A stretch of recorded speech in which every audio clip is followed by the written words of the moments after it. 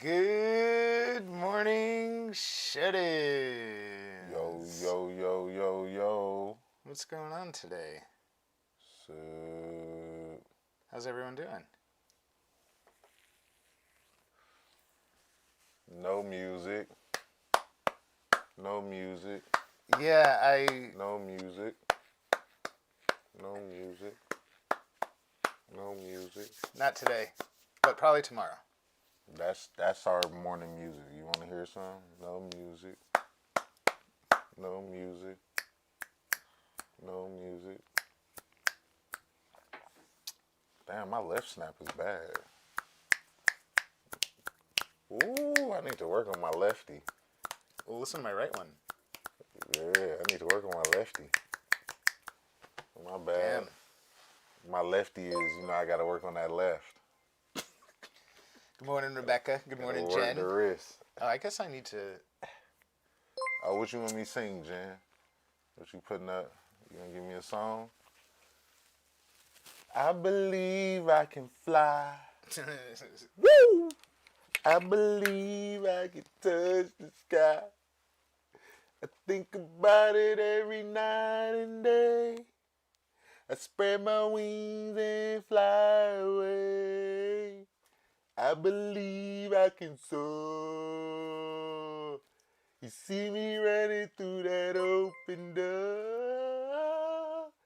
I believe I can fly. I can fly. I believe I can fly. I can fly. I believe I can fly. There y'all go. That's your morning song. I believe I can fly by.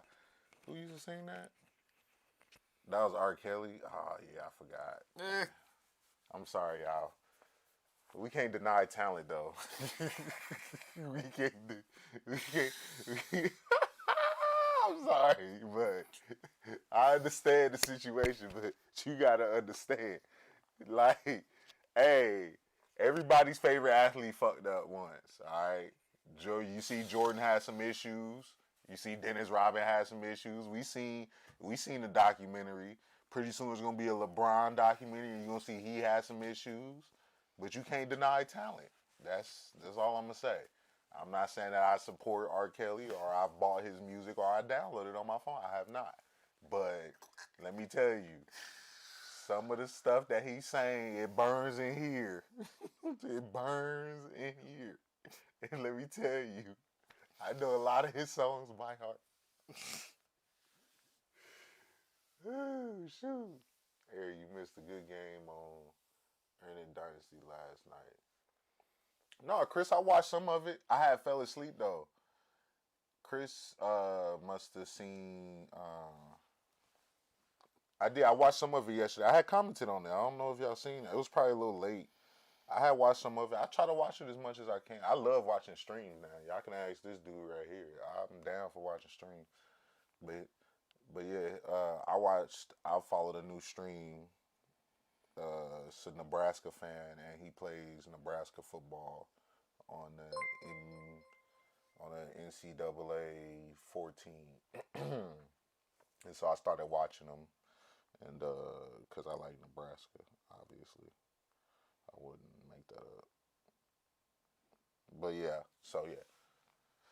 What you have, Mad Bangers morning? Mike is cracking me up. Good morning, everyone. Good morning, Melissa, Sheila. Melissa, you know why Mike cracked you up? Because when he was making his little mean looks, you love that. You got the name Mean Melissa for a reason. You love anything that's got to do with an angry emoji, or a roll your eyes emoji, or Especially when you eat. dirty look emoji. That's the reason why Mike is making you giggle. I bet you like horror movies and you like watching the mean character, huh? Ooh. You like, when you watch horror movies, you be cheering for the killer. You be like, hurry up, got him. Shout out to Hunter and Scott, the super. Oh yeah, shout out to Hunter, man, my man Hunter. He had a successful. He's off of the bypass machine yesterday. Great. And I think he's got something coming up on Monday. But I think the first step of stuff, I think, was good. I'm not sure. Somebody in the comments might be able to tell us. Good morning, Cheryl. And good morning, Karina. And JT, who I don't see in the comments. But good morning to you too. And Chris Myers. We appreciate you guys watching. So we have a cool show today. Today is Thursday, which means that it's Thirsty Thursday with a Thirst Trap with Vanessa Paradis. Shout out to Heather Marie Brown. Yesterday she was a huge help with us, and I know she's here right now. And Heather Marie, you know what? Just to try to be super thorough. Oh, that's interesting.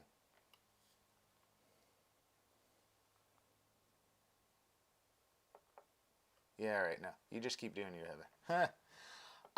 But she was a huge help yesterday.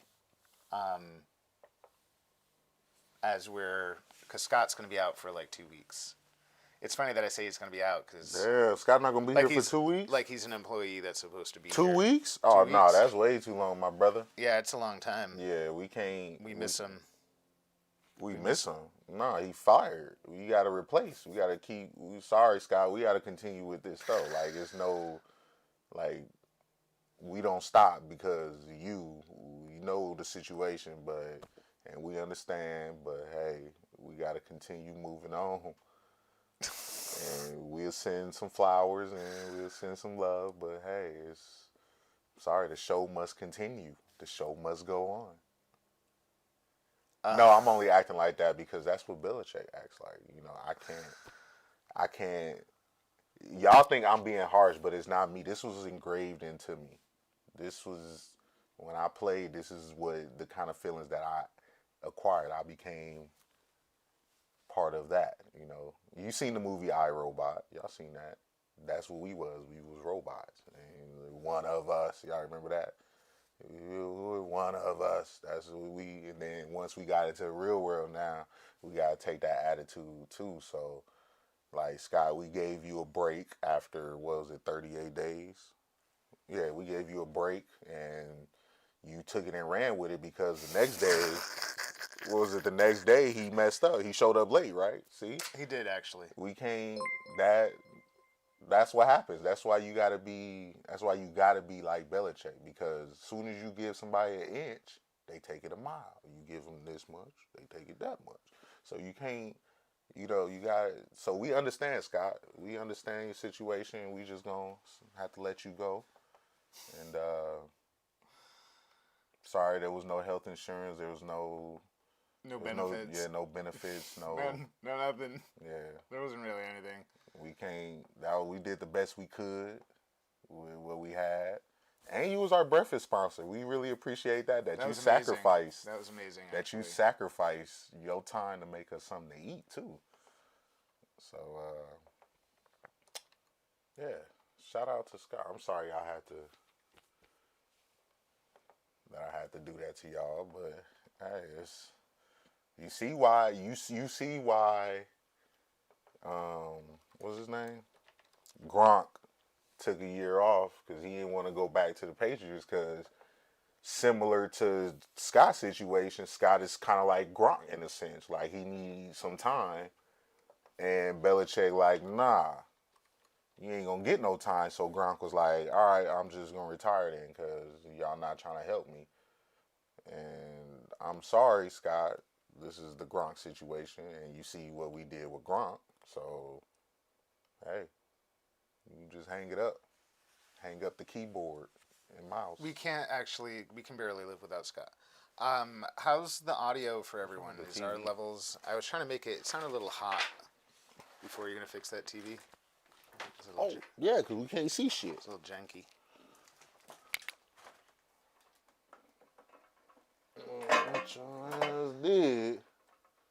Mike broke the TV. No, the table's just not big enough for it. So it's always been a little, like, off. There you go. Wow.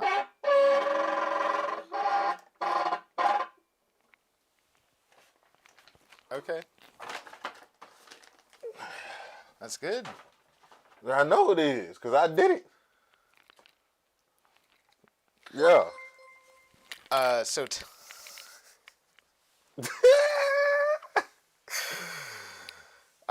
Never celebrate your victories. We also learned that with Belichick. Never celebrate your victories. So by the way, I know at this point in day 50 something, whatever we're at, Audio, video on point. Appreciate that, DQ. You know, I was up all night till 4 a.m. this morning working on the computer. So Mike had broke the computer. He had spilled some coffee on it a long time ago, and I'm like, yo, that's like, true. we got to figure this shit out. And then we had the bootleg version yesterday. So we've been working with the bootleg version the last 2 days, and I was talking to Mike in the car, and I'm like, yo, if you're not going to fix this no time soon, I will. And then Mike was like, I'm just stressed. I got a lot of other shit to do. I'm like, all right, whatever, I'll do it. So I went in the house last night around 10 p.m. Mike was asleep, snoring like a baby, and I was like, I'm going to just sit up and I'm going to do this. So I took the computer apart, took some pieces apart, and it was this one piece that was messed up. I can't remember the name of it because I just been up all night. But yeah, this is the piece right here. This piece is all messed up, and I was trying to, figure out what the deal was, and so I just took it. I just took it out and was like, whatever. I'm gonna just take it off and restart the computer. So I took it out, restarted the computer, and bam, now we 100% again. Mm-hmm. And I've been up since 4 a.m. Yo. Mike been asleep, chilling, doing nothing.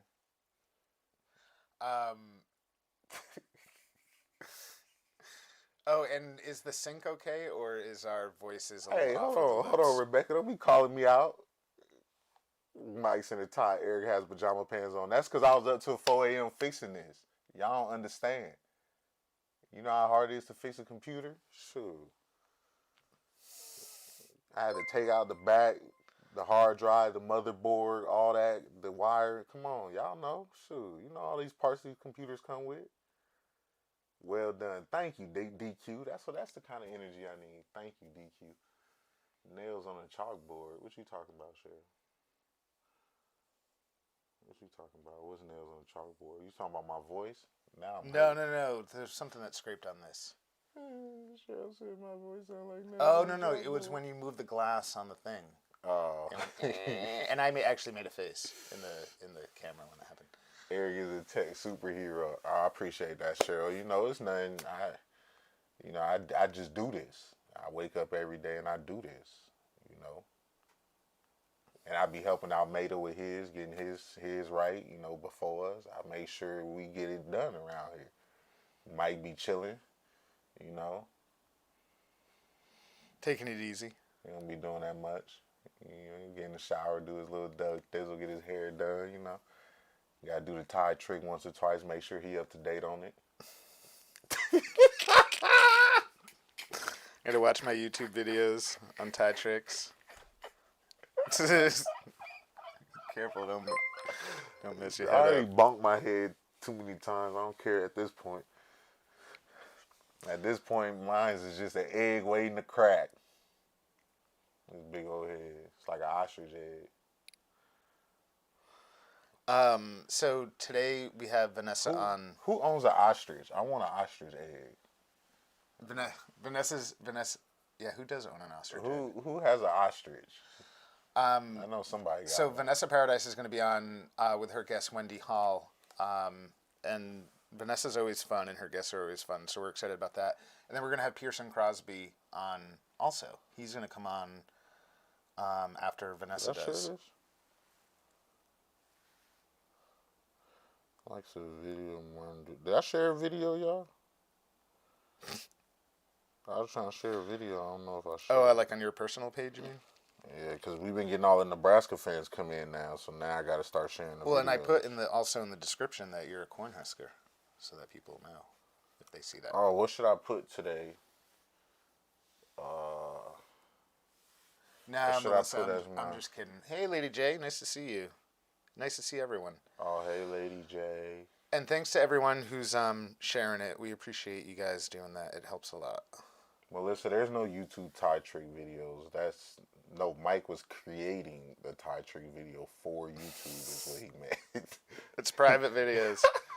You got to subscribe to my OnlyFans account. I got an OnlyFans tier that you can totally subscribe to, and then you get suggestive Thai photos from me. And good morning, Amanda. What? Oh yeah, totally. Everyone, you should totally buy merch. Good morning, Amanda Perham. Jump on that merch train. Jump on that merch train. DQ say, yeah, jump on the merch train. Hell yeah. Morning, boys. Just stopped in to say hi. I'm headed your way today, picking up my new kitty in Wareham. Wow, that's pretty cool. What how you headed our way? What you bringing? Are you saying you bringing us something, or? I think that's exactly what she's saying. Because don't be like, yo, I'm headed your way and I'm just coming here. Like, okay. Are you bringing food? Are you bringing weed? one of the other will be happily accepted here. By the way, guys, what do you think about the slightly bigger video and then the slightly smaller chat? I was up very late doing this stuff. That's stupid.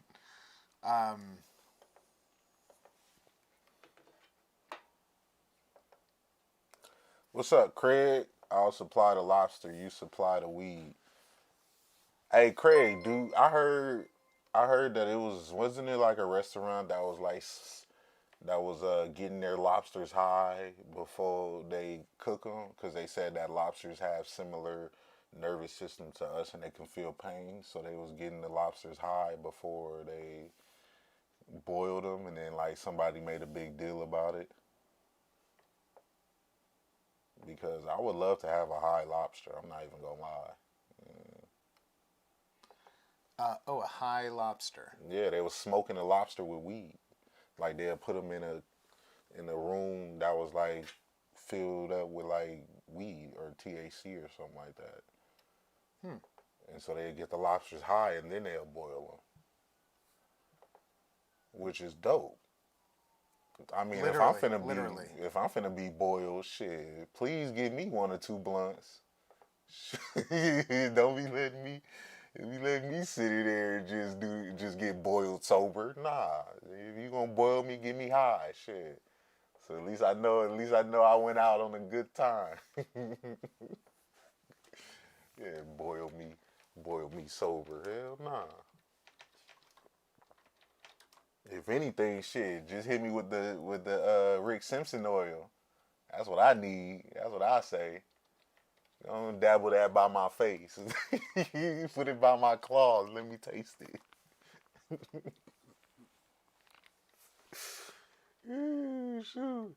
Hey, y'all be seeing that YouTube video? It'd be like some like, I don't know if he like Chinese. He like part of the Asian.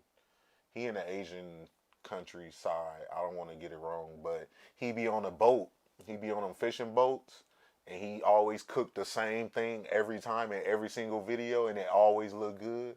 Y'all know what I'm talking about. It's this Chinese dude or Asian or Korean or whatever he is. I don't want to be rude, but he's on one of them seafood boats, and he cooked the same thing every single video. He get octopuses. He get a big old lobster, a big old Dungeness crab, and he get like them little shrimps, and then he get like some type of shells, but he always put it in he always cook the same thing, and he get like oil, he heat it up, he throw in like some vegetables, I think, before, and then he grab the octopus alive, and he throw it in that hot oil, and it just be he just throw a whole live octopus inside some hot oil, and he put like all these vegetables in it. Y'all seen?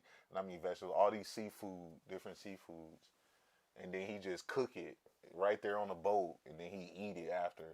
Man, look at every video I watch of that. I sit there and just drool the whole time, cause I love seafood. Like anything from the ocean, I'ma eat.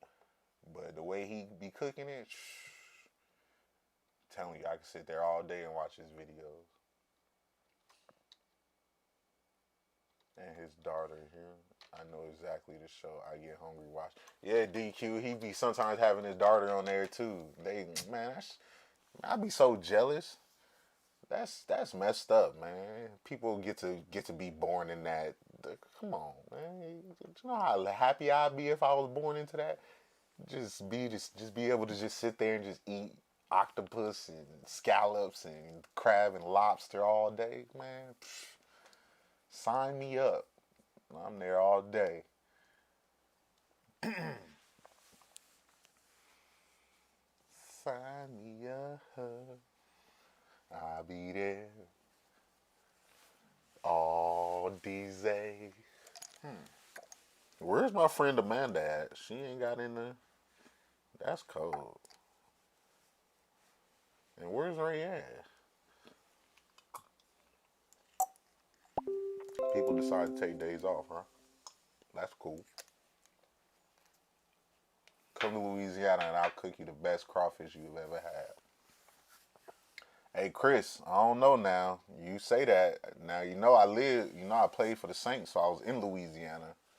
So for you to say that you're gonna give me the best, that means you gotta be the best in Louisiana because I done been all over Louisiana. So you better live up to your word. Because I actually got a brother that live in Louisiana right now, so I could just have him come judge it and he'll tell me the truth. So don't sit there and think that I won't find a way, but my brother, I find a way to get there, Chris. You know she'll know how to cook bomb grub too. Squid is pretty good as well. Hell yeah, squid is good. Anything from the ocean is good because it's just been soaking in water the whole time. So it's already tender. And ain't no humans been feeding it. Which means it's better for you. Because you know when humans get to feeding stuff, everything seems to get messed up somehow. I'm not saying it's our fault, but I'm saying every time we get to breeding something, something else happens. I don't understand it. So I like anything that comes from the ocean because the only thing that I know is that the dirty water we send to the ocean is the only thing contaminating the ocean. But I just take my luck because I'm like, the ocean's so big, so maybe they doing it on one part of the ocean to where it's not connected to the other parts where I'm eating from. But hey, what do I know? What I do know is that everything on land that's fed by humans do seem to be messed up. I'm just saying. Promise, sir, I live in Dale Almengas and learn from the best. All right, Chris, that's what I like to hear. You got confidence, my brother. Never had octopus. It seemed like it would be chewy. It's kind of chewy if you don't get it cooked right. I mean, and also it depends on like the quality of octopus you've had. I've had different qualities. I've had the buffet octopus, and then I've had some nice fancy dinner octopus. It just all depends on who cooking it. Different ways of cooking depending on the size of it and all types of stuff. Your brother that doesn't even watch your show. Yes, Ava, my brother that doesn't even watch my show. Yeah, that just made me feel bad. Actually, I'm gonna take a picture of that comment and send it to him, just so he know that we talk about him, but he don't even be on the show. So thank you for that. I'm taking a picture of that. I'm sending that to him right now. Maybe he'll tune in and be like, "Oh, what you talking about? I watch all the time." I'm lying ass. Let me see. I'm finna send this to him right now. Gotcha. Remember, guys, tag your friends and share the stream, and don't forget to smash those buttons. Let the boys know how you feel. That's Heather Marie trying to be our super fan. Ooh, shoot.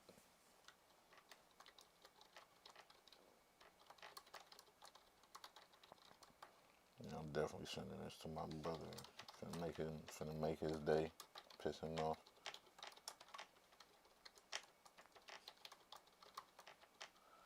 Ooh, ooh, ooh, ooh. Man, how you draw on here? Damn, I forgot how to draw.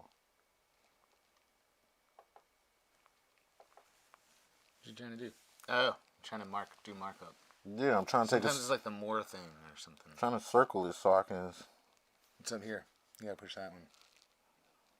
Trying to circle it so markup turn off live. Oh, that's why I gotta turn off the live video.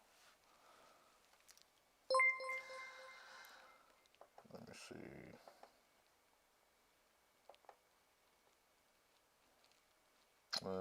Watch.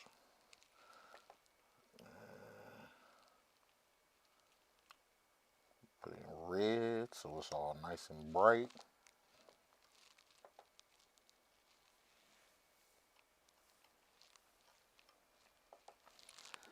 Thank you for that, Ava. I just sent it to him. He will now know. Hey, where's our haters at? I know our haters in the comments. What time is it? We've been on the show for about 40 minutes, so I know they logged in. Where y'all at? Octopus tastes like pussy, right, Eric? Who said that? Oh, Nick. I guess that makes sense. I mean, I'm not gonna go into it because it's a lot of women that watches, but Nick, I don't know if you know what that tastes like. He doesn't know what lobster tastes like, is what you're saying. Huh? He doesn't know what lobster. Nick's actually waiting. You want to talk with him? Nick. Hold on. Let's bring him up. Nick. Nick, are you there? We can't hear you, bud. You gotta turn your audio on. Nick. Mike, where's your favorite place to road trip to? Yo, what's up? Can you hear me? You never had crawfish, Craig? For real? Can you hear me? Does octopus like Wu-Tang? Boy, if you don't stop asking them questions. No go. Good choice, Eric. Smart man. Heather Marie. I am a smart man, right? See? How about now, Nick? Can you hear me now? We don't now? like to get into those things. We can go to rated R, but we try to refrain from past rated R. Nick? Yeah. Stay with me, Nick.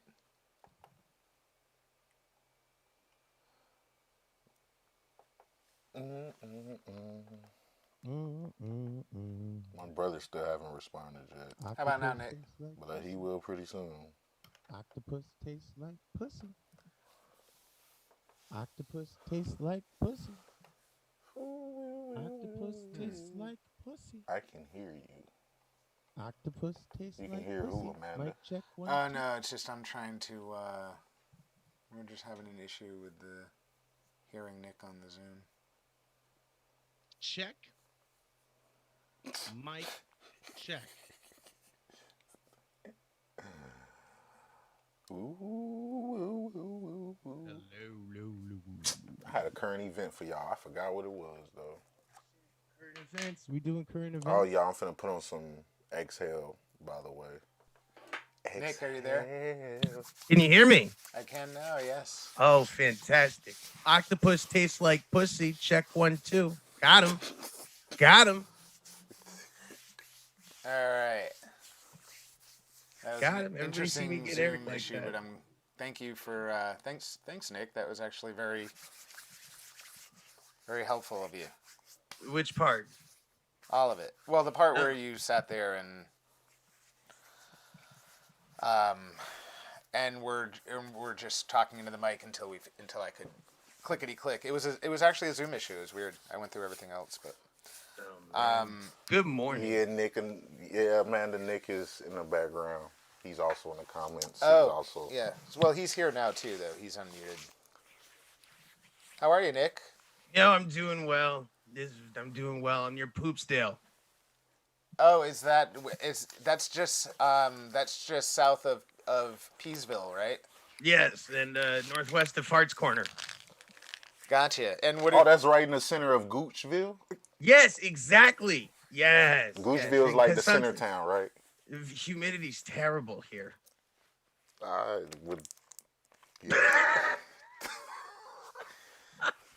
That, and I think it's just a scooch from Taint Haven, right? Yes, right next to Tallahassee. Oh, Tallahassee. I'm sorry. I thought it was. I heard there was a lot of crack up north though. Yeah. What did Heather say? Oh my gosh. Super fan Heather with the drug joke. Got him. Oh, so I realize what now why we're talking about this, because you're literally at Fartsville and Poopsdale. Yes. I didn't actually see that.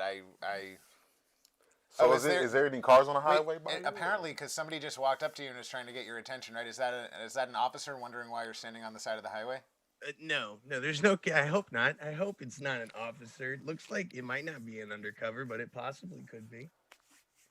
Careful, Let's hope it's not. You're disappearing. Can you see me now? Mostly. Sometimes. So congratulations on finishing your finals. Thank you. Far too kind. Yeah. Shout out to Dr. T. If you ever watch this, I appreciate you helping me lose hair. So thank you. But I'm really excited to see Thirsty Thursdays today with Wendy Hall. She's gonna be really cool. Yeah, Wendy should be an interesting guest. I mean, Vanessa always has really cool guests. So. Oh, there's my. What's your comment current there, event, man. Eric? What's your current event? Didn't Eric say he had a current event? I did, but I forgot. I usually forget because I don't write stuff down. So yeah.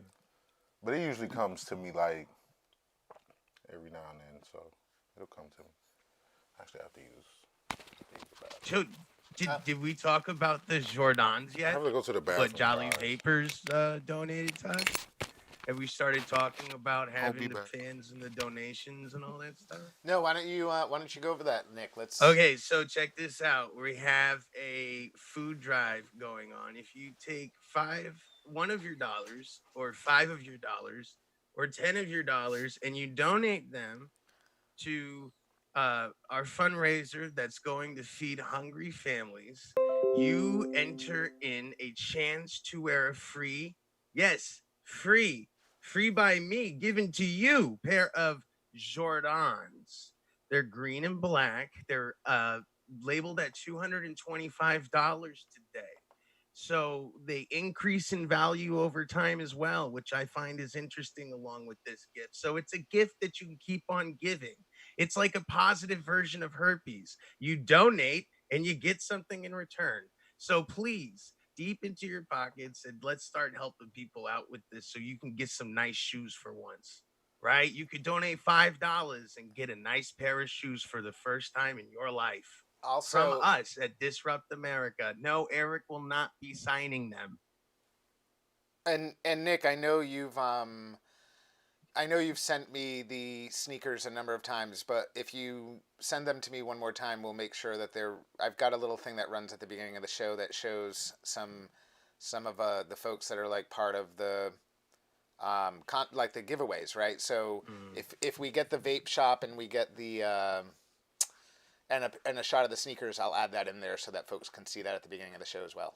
Yeah, do us a favor and go like Jolly Vapors from Lynn, Massachusetts. His phone number's on there if you need. We're closed. They're closed during this time, but if you need anything or any type of advice about any type of vape gear, electronic, or whatever, just give him a call. You can see that on his Facebook, and I'm sure we'll post it up later.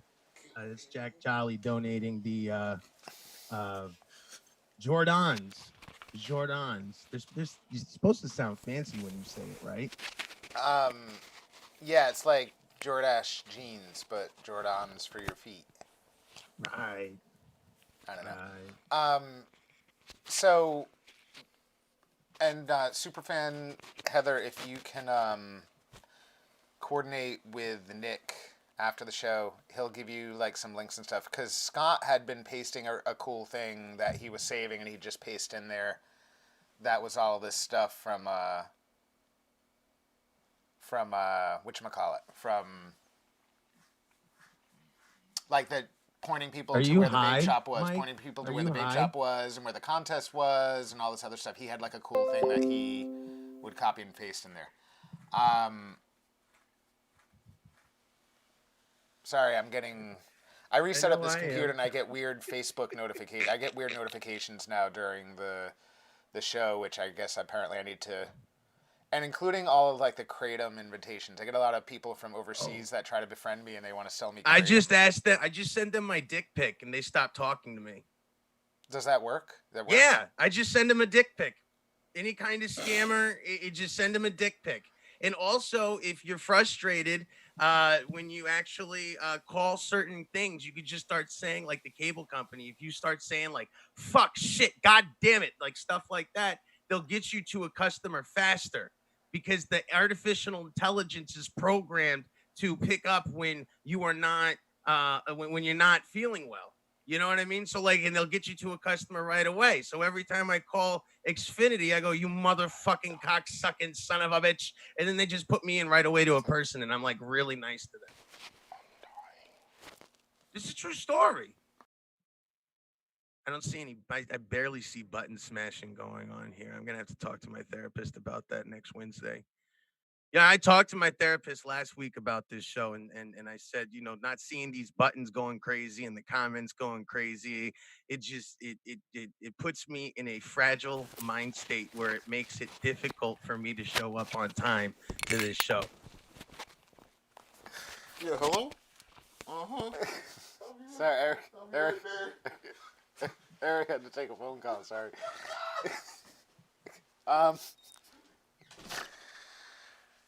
Yeah, so, well, we're really happy that the Jolly Vape Shop and some other sponsors too, including Hempt and Irva, are both going to donate prizes as part of this. So for every $1 that people donate, and so by the way, they're donating money, and what we're doing with that is it goes directly to local farmers to pay for produce, and then the farmers are going to match that produce up with people who can't afford it or don't have access to that awesome produce, right? So that's where all the money goes, which is awesome in the first place.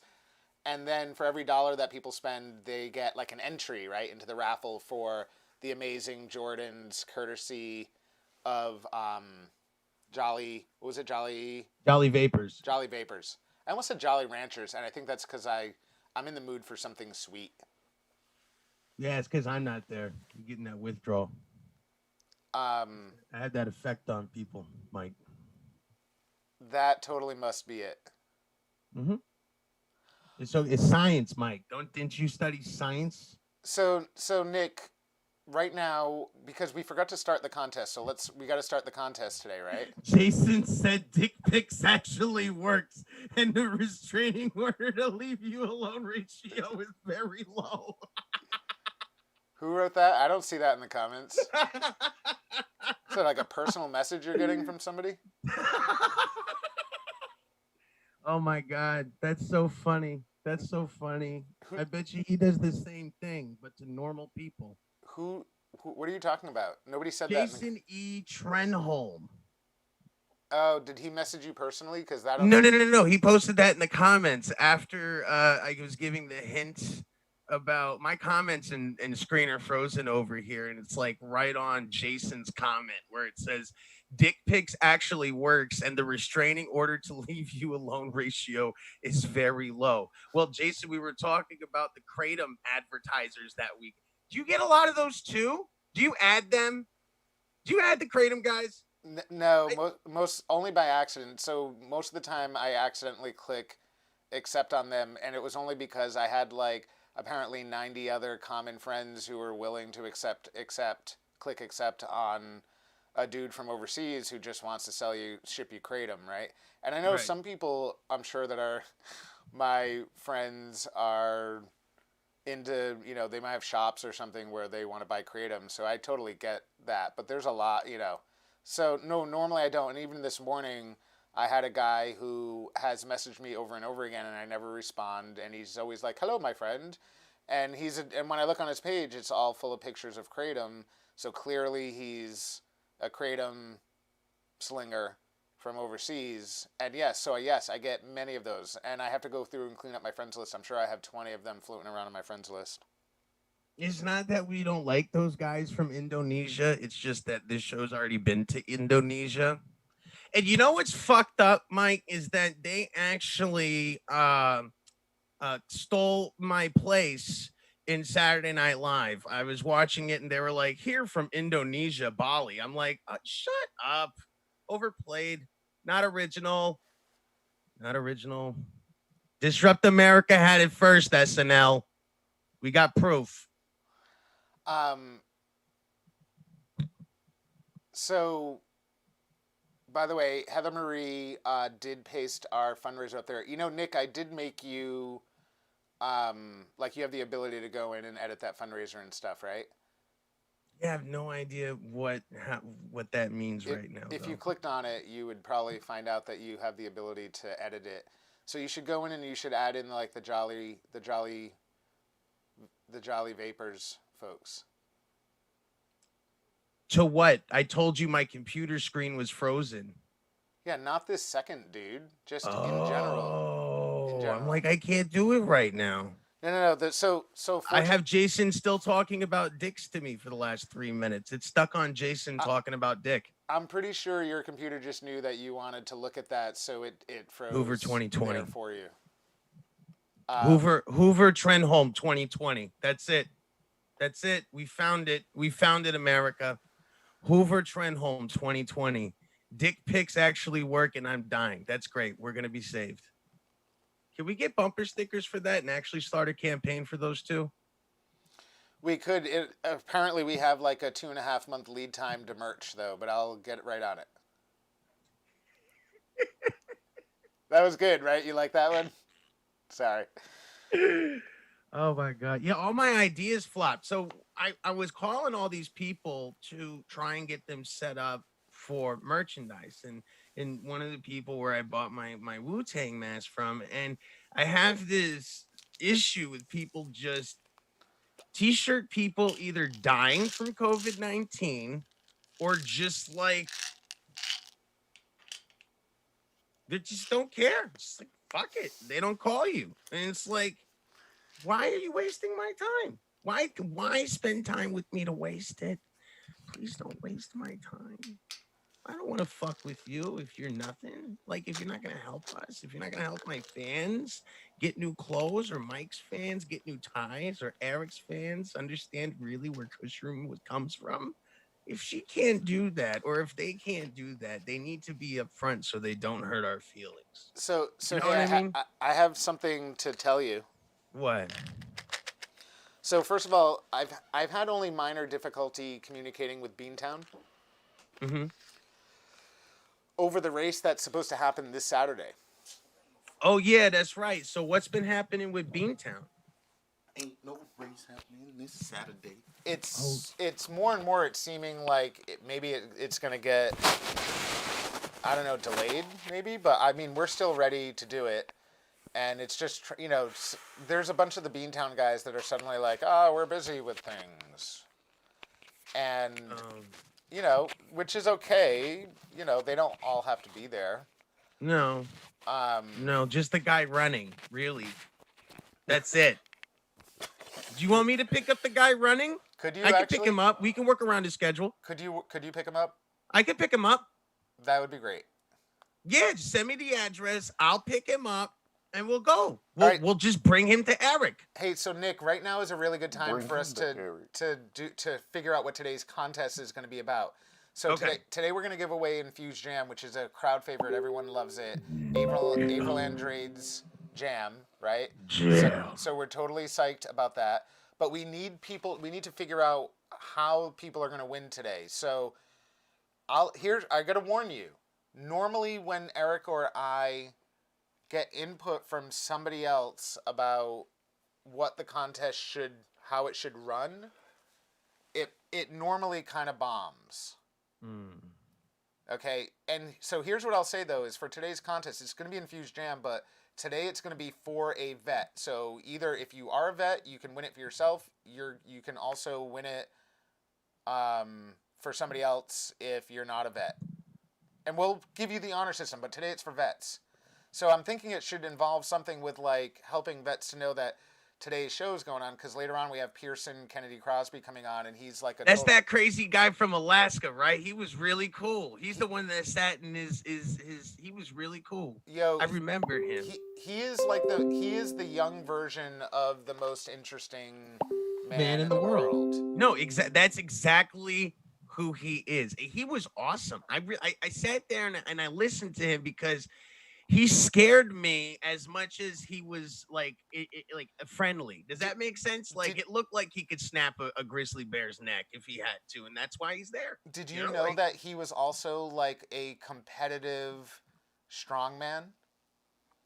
I mean, he looked like a strong guy. He was like one of the strongest. Like he sent us a picture of him holding like 600 pounds or something. I mean, it was something crazy. Like and all dressed up in like the outfit. Like he was like a total competitive weightlifting strong man dude. Wow. Like massive. Wow. Like massive. I think so. What are you thinking about the giveaway? Like, what do you want to get? Like, we're giving away jam. I want it to. We want it to sort of like we want to. Ideally, we want the jam to go to vets, but we know sometimes whatever. It's kind of on the honor system, so we want somebody to win it and like have it given to a vet if everyone's cool with that. But maybe they accidentally forget and then they keep the jam themselves. But because in honor of Pearson coming on today, I'd like it to kind of like the idea is that it would go toward a vet. So. My thinking is, especially to get vets into the... Like, do we have people tag a vet and then pick something so this way we can choose who the winner is, right? So what's that something? I want everybody to guess... Hold on a second.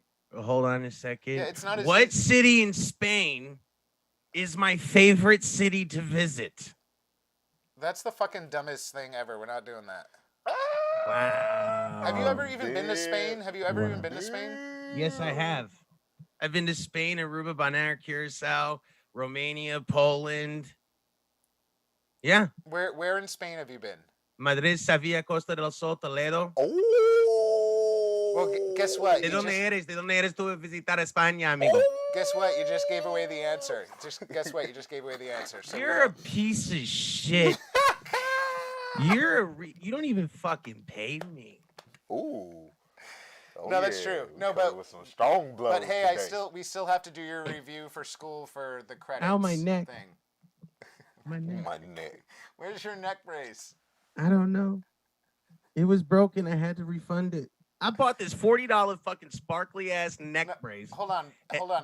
People actually thought that they were gonna guess a couple of places in Spain and win some jam, and that's not like it's pretty funny. No, it's pretty funny that they thought that would be the case, and this is proof positive that like even after 55 days or whatever today's show is, that like you still don't really get what we need to do with these contests, because it's not like pick a number from 1 to 10 and whoever's the first person to pick the number wins, right? Like that would be kind of stupid, right?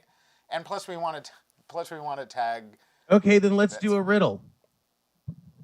Let's do a riddle. You want to make it harder? Let's do a riddle. Like a numbers puzzle. And have them submit the answers.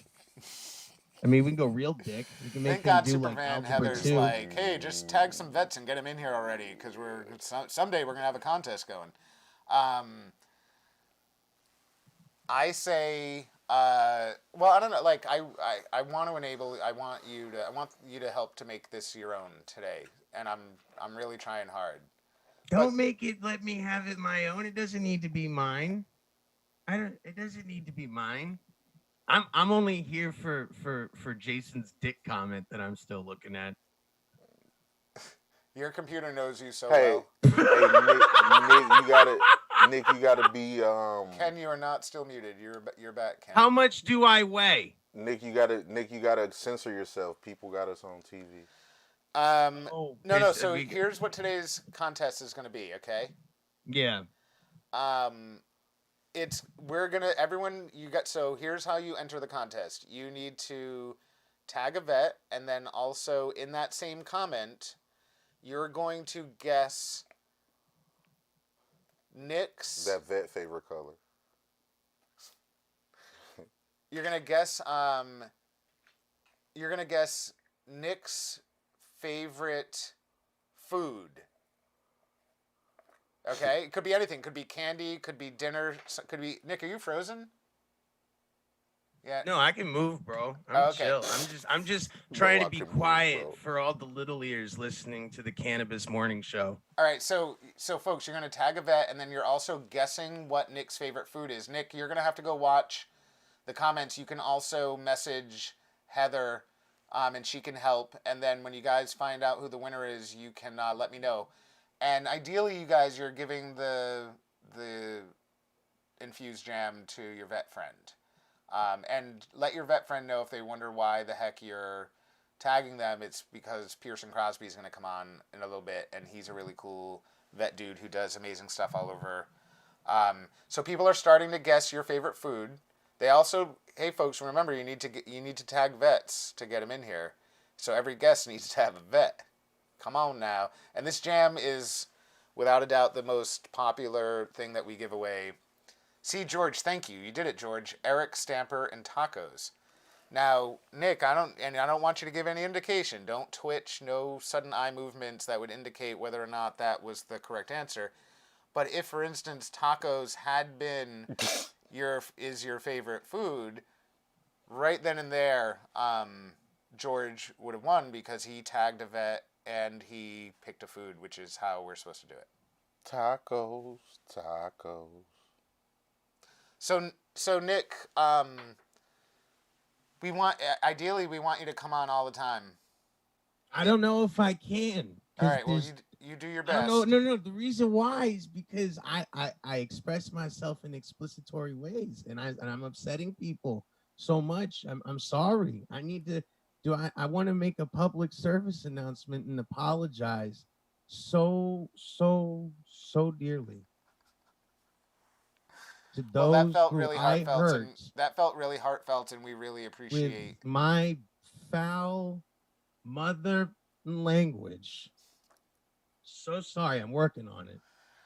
I need thoughts and prayers, everybody. Thoughts and prayers. Nick, make sure you get in the comments and watch, and also Heather's waiting for you to message her what the correct answer is, okay? Maybe. I'm kind of sleepy. You don't want to cross Heather. No, I wouldn't cross Heather. I just feel terrible that I hurt our fans so badly. I'm all gloomy now. No, there's just maybe one or two. Which snooty ones? The stuck up ones? The ones that don't like foul mouth but watch HBO and curse themselves? Oh. Trish, start with the at symbol. And Trish, are you shaming if you start people with the for at symbol and you curse, start you need to typing their watch name, yourself. that should bring them up. But if you watch porn, let me ask you a question, Mike. If you watch porn, right, can you get on someone for cursing?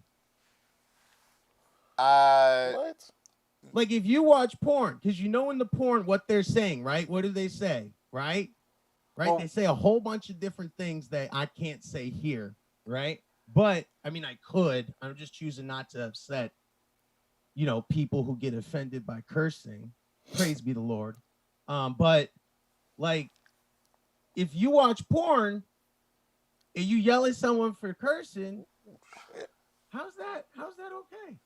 I'm not saying this is what's happened. I'm just saying, how's that okay? It's like, why don't you continue getting in fights and then you're like yelling at the guy who owns a gun? I think you should continue your clearly intensive research around the subject matter, and get back to us and let us know what you find out. Okay, actually, you know what? I'll let you know. I'm gonna watch some porn and curse at some people and tell you what happens. Yeah, exactly. Okay. Awesome, dude. Well, we appreciate it, and hopefully we'll see you tomorrow, but if not, we'll see you whenever you I don't know. I have to talk to my therapist about how these people treated me about my foul mouth today, and I might come on tomorrow if I'm feeling better. All right, cool. All right, dude. But I'll see you later. All right. We appreciate you. Bye, I appreciate you guys, too. Now I'm just sad, though. Well, talk to your therapist about it. Bye. Nick the intern, everyone. That was awesome. We appreciate Nick joining us. Yeah, Heather. Nick just needs to get his computer to unfreeze or whatever he's doing, and then he's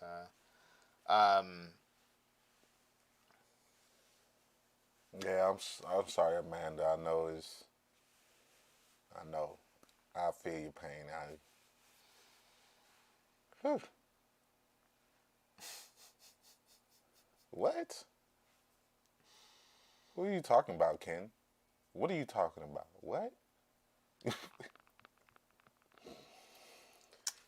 Okay. So I thought Later, dude. I thought Ken was coming back because he was going to be nice.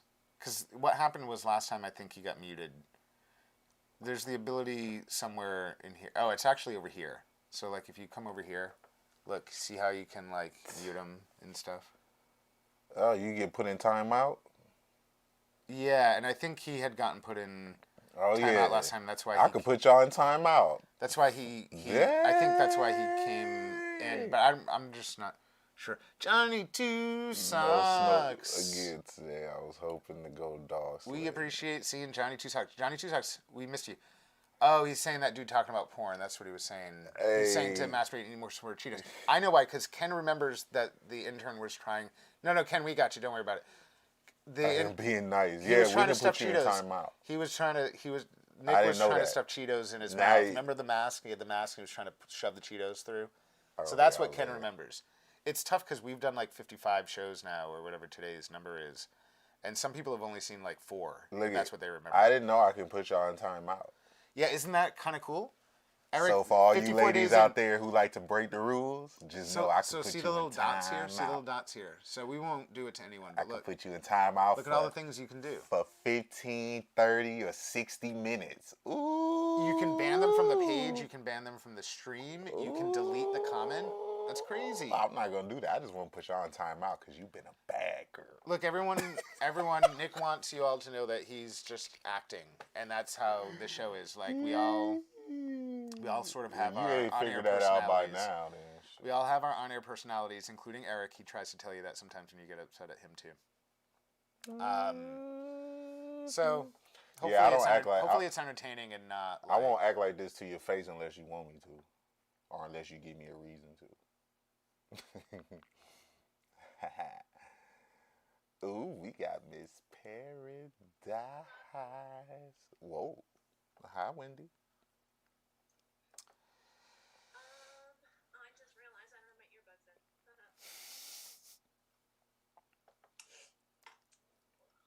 in. Good morning, Avro.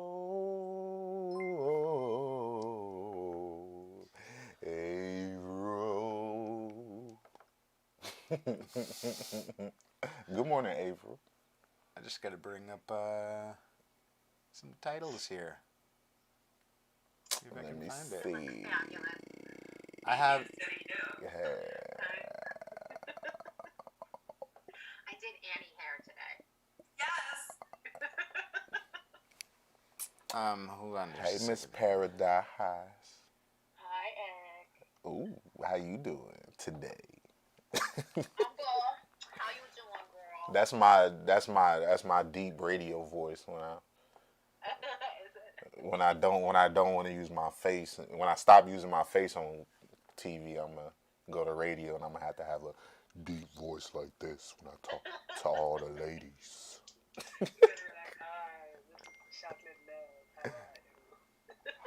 Hi, Wendy. How are you?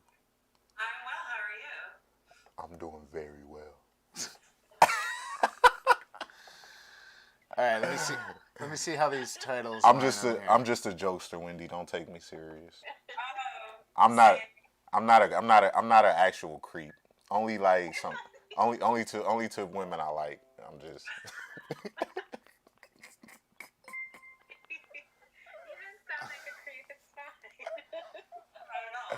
So, by the way, Nick, our intern, and Wendy, I know you can't see us right now, and I apologize for that. It's just to kind of keep everything straight with the stream.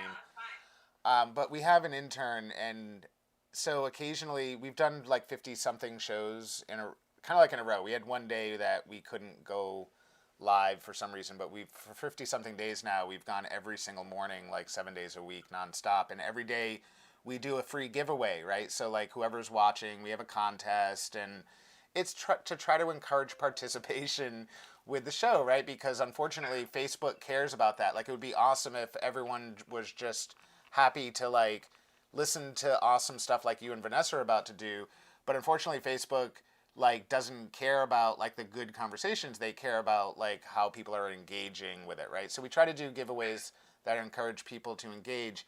And so for like out of all those 50 something days, there's only been 4 times that we have like left it to somebody joining the show like verbally to be like, hey, here's what I think people should do to win the contest today, right? And the reason why we don't usually like the reason why I don't say, hey Vanessa, tell us how people should win the contest today, is because Vanessa under that kind of pressure is going to like screw up, and she's going to pick something dumb that's not really going to like work well for like what we have figured out after 50 something days like kind of works, right? And so but here's the thing though, is that like I wouldn't put Vanessa under that kind of pressure because she shouldn't know. But my intern who's been with us now for like almost 2 months, like every single day, should kind of be self-aware about, you know, out of anyone that I possibly ask, like, hey, help us out today and like do the cool, you know, like have a cool part with the show. Hold on, I don't think I can turn my video on. I was gonna let you see us for a minute. Hey, Vanessa. I mean, Yeah. Wendy's the other one, if that's who you're talking about. Yeah, that's what I was. Vanessa, your guess is pretty. All right. So I'm gonna. I ain't mean to like stop a whole show for that. I was just. All right. I'm sorry. What I'm guys. Y'all didn't see her yet. Y'all haven't seen her in the I happen to see it. I'm just. You know, She's a dancer too, Eric. Oh, you know I'm a singer. No, that's funny. That's so- made in heaven. So, and you know what? And forgive me because you two are you're both very lovely, and I shouldn't be going on about. I stupid actually wanna stories stay about on my camera. intern. I just don't know where you're going with it. Like, were you gonna? I don't know where you're going with it. That's all. Well, I was about to.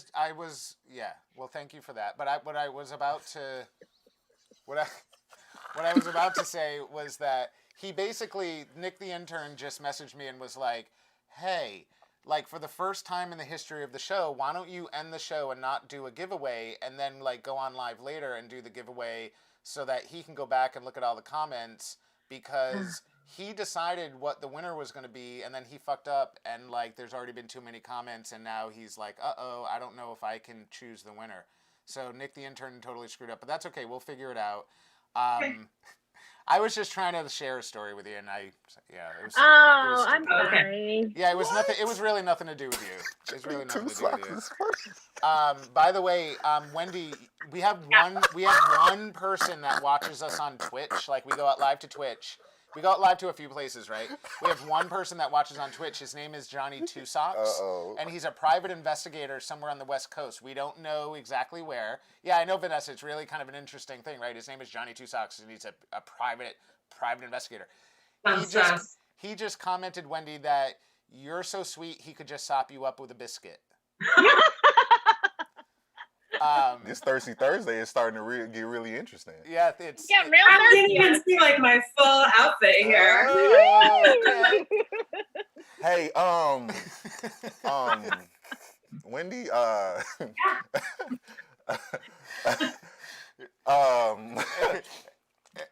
hi. Eric. I want to get on the show. Can I be on the show? Can I be on Thirsty Thursday too? Yeah, Vanessa, if for some reason you're unavailable, Eric will step Vanessa, into you your got place. some friends? Let me see your contact list real quick, because you have some very... I don't know any ugly people. I abhor them. Wendy, can I tell you something? For the first time in like 54 days, so when we do these kind of segments, it's kind of nice because this show for Eric and I lasts about 2 hours, and so normally it's really cool that Vanessa comes on and has like an awesome segment with somebody, and we actually turn our camera like off, and we just normally. Nah, you can leave me on today. And today, Eric whispers to me, he's like, "Yeah, don't turn us off. Just leave us on. Leave You me don't on. need to. You don't need to." I want to sit here and smile the whole time. And by the way, we know you can't even. Eric, you know she can't see us though, right? Oh. No, yeah, No. she can't see us right now. Well, I'm a chocolate man. Okay. I don't know if you're into chocolate. I'm a chocolate man with a deep voice. You know, I'm about 6'2". You know, I'm tall. Well, you know, I'm a rabid Pats fan, so Oh we good. boy. Oh, that's all you had to say. All right, well, I'm gonna, with that all said, because you know, Eric was like, leave the video on, but he didn't mean like leave it on so everyone can see us. He meant like leave it on so that Wendy can see me. I'm just a flirt. But he doesn't realize. But he doesn't realize that. I'm just a flirt, Wendy. Don't mind me. Oh, Don't mind me. it's all good. So I pay attention. she's thirsty on the DL. That's right. On the flip side. I'm sweating. I need to go smoke. So ladies, with that said, we really appreciate both of you coming on the show. Every Thursday, we have Vanessa Paradis come on with Thirsty Thursdays with a thirst trap, and her guest today is Wendy Hall.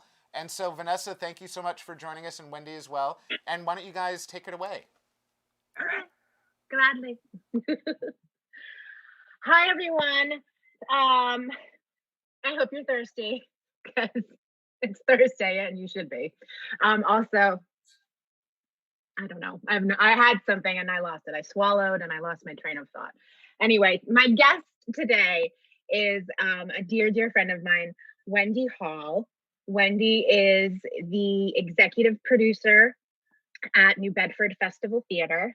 Mm-hmm. She's also the directing producer of my production company, Dream Productions. Mm-hmm. She's also a mother of 3 who I don't know how she does it because she's constantly feeding their boys. I can't. 2 college age and 1 high school aged boy. Yeah. It's a lot. It's a lot. But they're all adorable in their own unique way. Right. Oh. So, what have you been up to?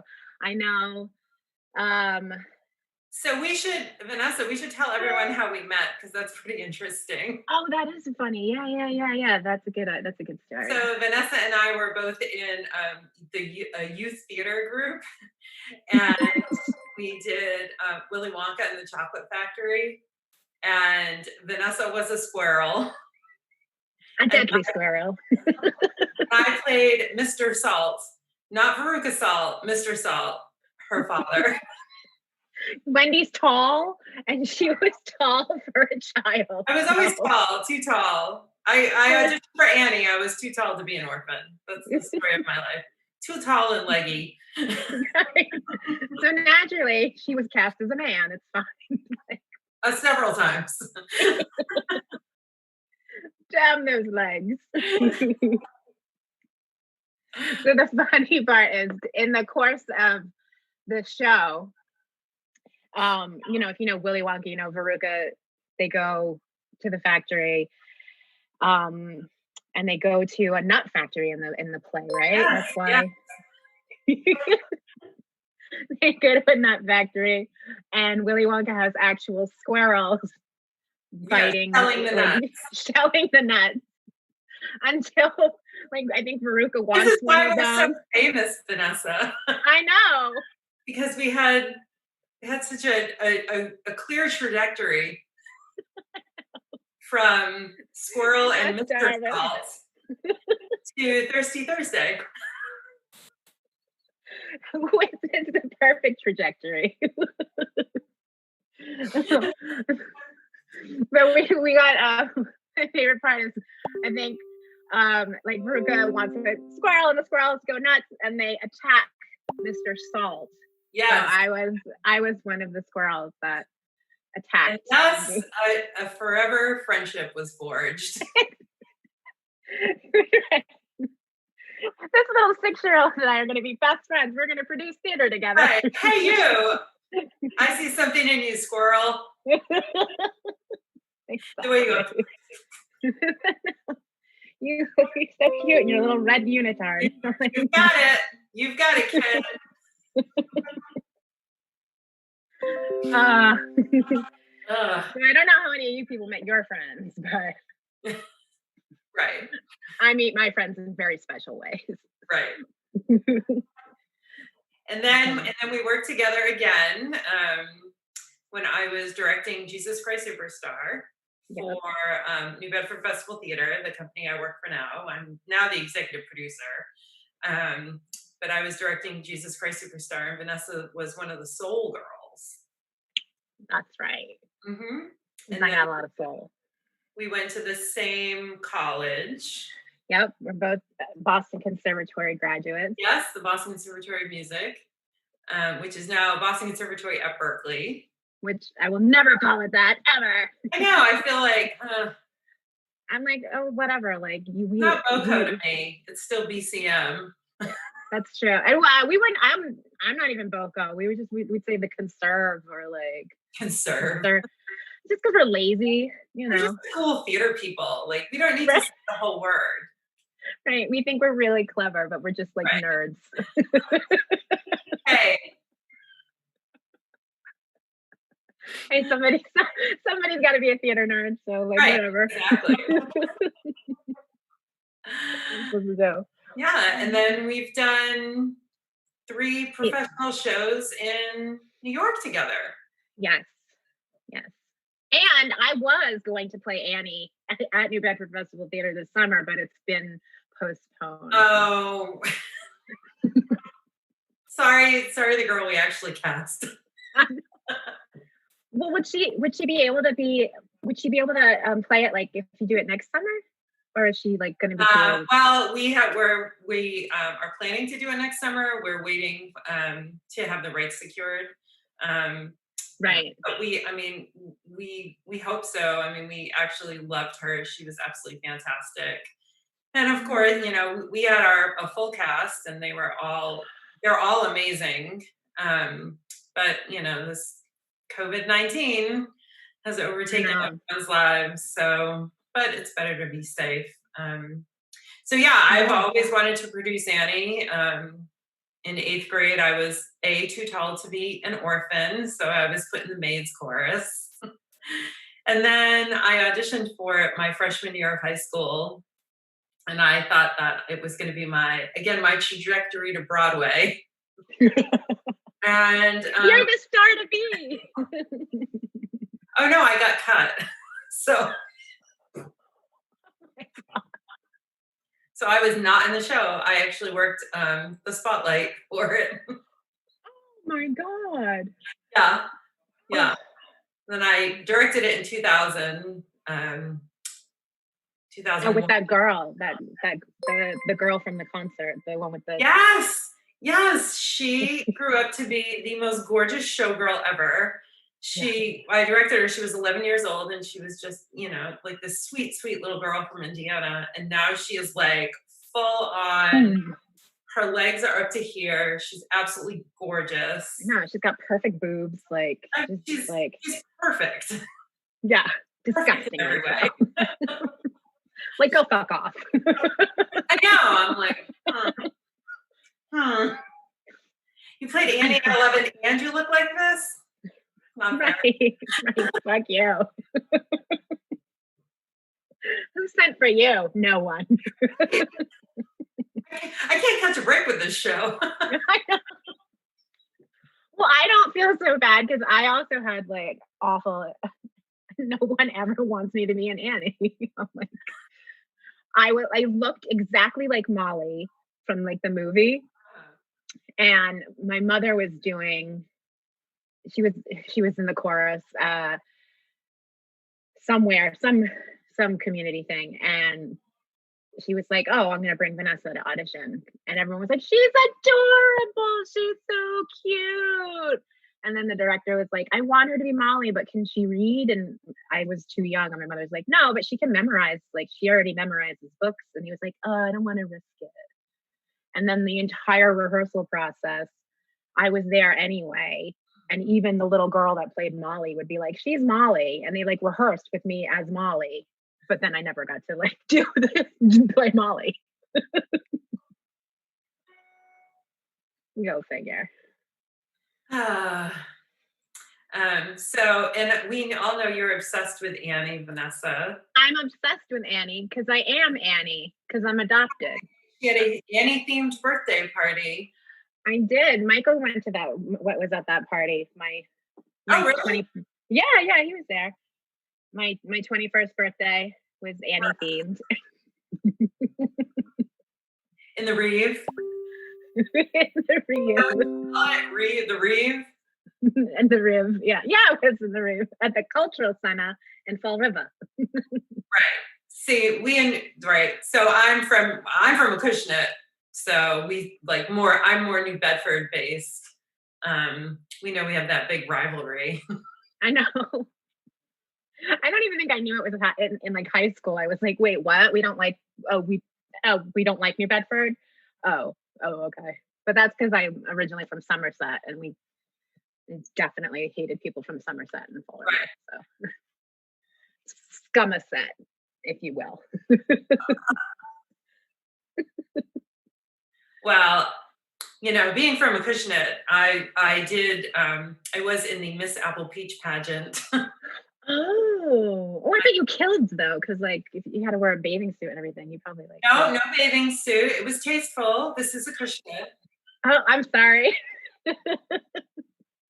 But I was the first runner-up. all these like crowning achievements. Mr. Salt. First runner-up for Miss Apple Peach. It's like when Waiting for Guffman, when Eugene is like, they're like, well, you must. When people say to me, wow, you must have been the class clown, I say, no, I wasn't, but I sat next to the class clown. I think I was first runner-up because they asked me. They asked everybody a question, and my question was, how old is old? And I was 17, and I said, old is 35.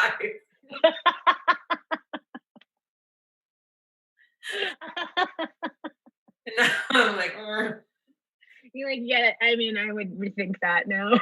Right. Old is when you're. It was like, at 35, you have to like think about getting your life together. Such wisdom.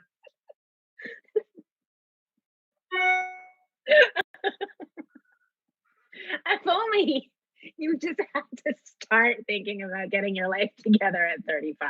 Right. Well, I mean, that was a few years ago. Things have changed. I love it. Guys, everyone in the audience is really upset that I'm not telling you what they're saying because you have a bunch of male fans in the audience who are all like saying stuff, and they're like, "Oh, I bet they can't hear. They're not reading our comments. They don't know what we're saying." Oh, we have no idea. Yeah, we're thirsty for your love. Come on. Go on. I said go on.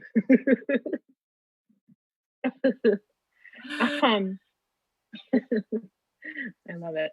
But basically, the last question I could see was, Wendy, if you were a fan of Wu-Tang Clan or not, because apparently that's like. I actually am. So my youngest son, who's 17, is like way into like hip hop of the 90s, and he's the one who actually introduced me to it. And I think he watched like one of the documentaries, and if you give him like 30 minutes, he can break it all down for you. And also somebody in the comments named Eric Martin said that she's dreamy. I'm assuming he's talking about you, Wendy. Thank you. I tried really hard to pull myself together. You have a whole outfit on, and I'm like, I'm gonna wear my Beyonce and Jay-Z shirt. Well, I'm not that cool. I did think about wearing my Nirvana t-shirt, but I wish I had a Nirvana t-shirt. I only have Guns N' Roses and I'm tired of it. I'm like, ugh. Because you have to, my thing is, if you wear a band, then you have to really like that band. Like, you have to back that shit up. Right. You cannot pose with a t-shirt. No. I have always been so thirsty that I stole money out of my dad's sock drawer to buy a Guns N' Roses, to buy Appetite for Destruction on a cassette tape to impress my 5th grade boyfriend. Who then turned around and was like, nobody likes Guns N' Roses. And I was like, Not true. I do. So I mean, I'm entitled to that t-shirt. Right. I'm tired of it though. I'm like, I have my Van Halen t-shirt from when I went to see Van Halen. oh, I have my J. Cole t-shirt from when I went to go see J. Cole. oh wow. I never got to go. I never went to concerts. I went to my very first concert was Bette Midler, and I took myself when I turned 21. Oh, Vanessa. That does not make you, people not thirsty after that. I know, but they should, because Bette Midler used to tape a joint under the seats. Like Really? when she was up and coming, she used to tape a joint underneath the seats at the venues so that at some point everyone could like light up. Yeah. That's cool. She was a sexy bitch. Like she always had her tits out. Right. She didn't care about her hair. And then of course like her voice. So you know. Oh, yes, of course, but Did you just no. I mean, I know. I get in the mood for Bette Midler sometimes, you know? I don't know. Well, yeah, if you like watch some of her old stuff, she's super body. Yeah. She is. She would be a good Miss Hannigan. She'd be a great Miss Hannigan. I feel like she never gets she's like me. She never gets the chance. Do you know who I should play in Annie right now? I should play Sophie. Sophie Lennon? Like, no, in Annie. Sophie, the soup kettle lady. Yeah. Can't you just hear me? Who knew I could steal? Like, it would be amazing, right? You're like, no, actually, it's already cast, and no. It's fine. I could go back into Chicago. Oh yeah. Did you play Roxy or Velma? Oh, again. No, I played Cognac on tour on the Chicago. Oh, that's right, Cognac. Yeah. That's such a fun part too. Not guilty. Not guilty. Crazy. So with New Bedford Festival Theater, you guys are doing a fundraiser. I thought I saw something on Facebook for just to support or something, right? So tonight we're doing just a Facebook live stream with Alyssa Matoza, and she's actually Miss New Bedford, and she's going to go on our Facebook Live, and she's going to be performing some musical theater songs. Yeah, so we're really excited about that. It's just sort of, our extension of trying to create some online programming. And I've been furiously trying to put it together because I do not perform anymore. So yeah. You don't. I thought you were prepared to like do the opening of Chicago right now, but you're not, right? No. Peloton this morning, but no. I'm like, Walter, hook up the sound system. But then I don't know if he's that good at that, so I don't know. Right. Well, I thought you were gonna sing something. Oh, I'm gonna audition for Annie. Okay. Are you ready? How tall are you? I'm only 5'3". Okay. Do you feel like you could play an 11-year-old? I mean, if you like, You're young. if you if you bind my chest maybe and my ass, I don't like, then I could get the boy shape. I don't know. I actually looked at a picture of myself when I was 11, and it's when I did Fiddler on the Roof at UMass Dartmouth, and Sam Belanger, who we both know, he was Tevye, and I was almost as tall as him, and I was 11. But he is a short man, but I don't feel like he's that short. I'm like, I don't know if I was Well, going if through a growth. he's older than you, he probably seemed taller. That's true. That's true.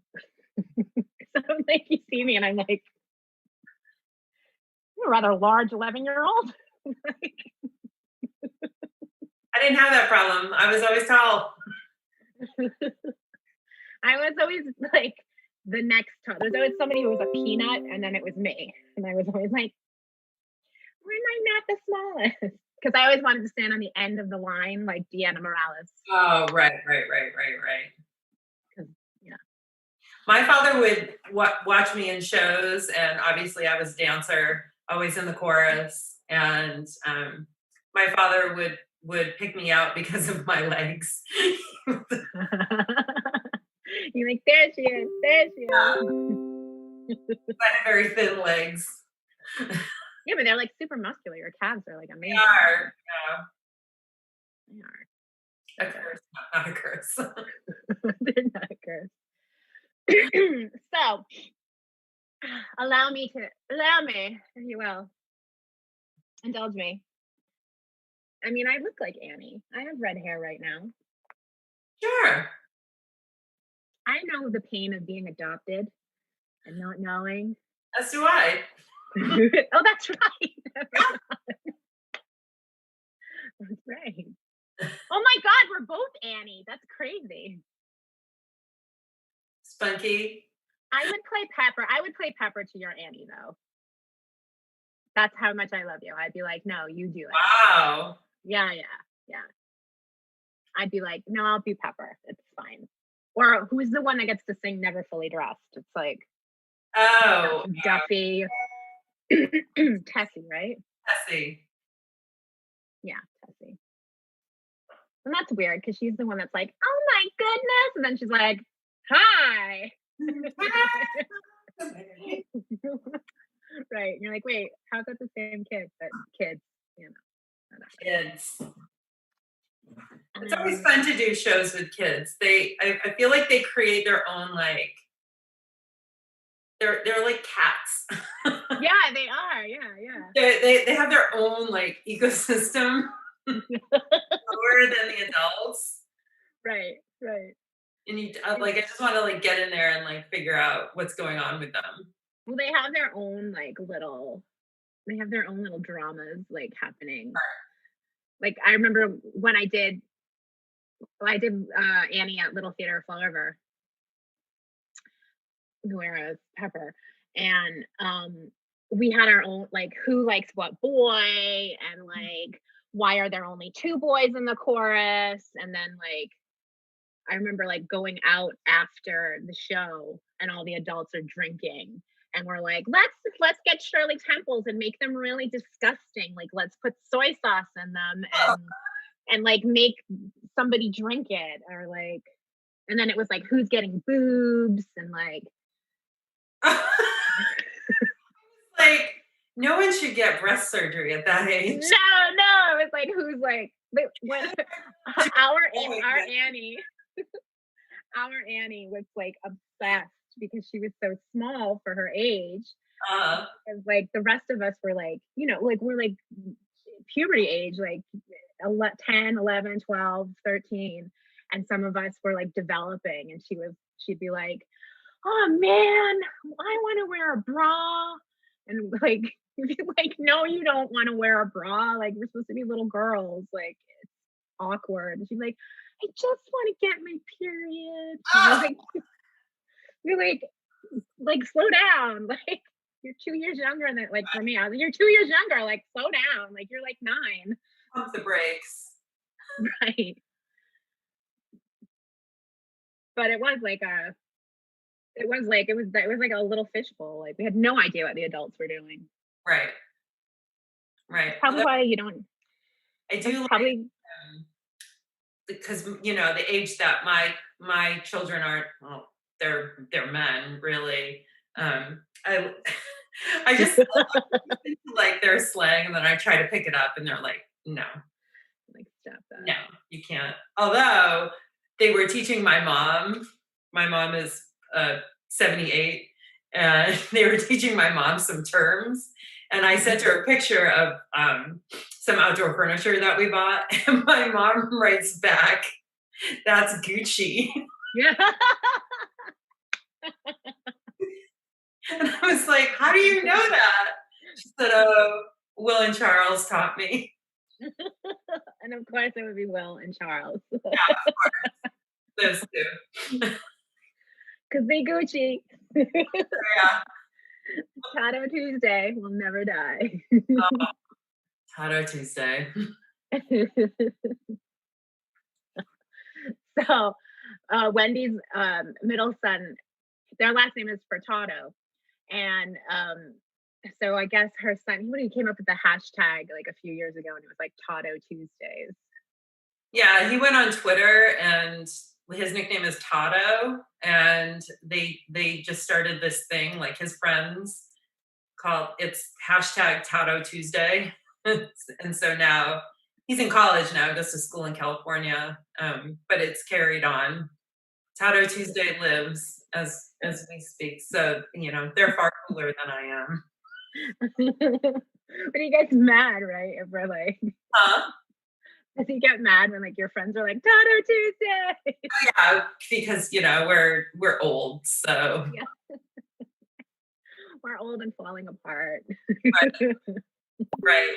Although it was funny because we went to he goes to the University of California, Berkeley, and we went to a Cal game last October, and we went, we were walking down Fraternity Row, and all the frat houses had these big signs like free beer for moms and moms get kids. And I was like, that's cool. You like, that works for me. Right. I was like, look, they're so, they're so welcoming to moms. Because they have to be. I was like, let me go in. Not that I was going to, but like, no. You imagine like that. That's why I don't have children. I'd be like, what's up? Right. What's going on? Who wants to see my tits? Hey guys. No one, right? Hey guys. Hi, what's up? I'm like a fun mom. Right. Fun. I'm not like a regular. I don't even have kids. I'm just here because I have nothing else to do. Oh no. Like, what school is your child in? It's uterus school.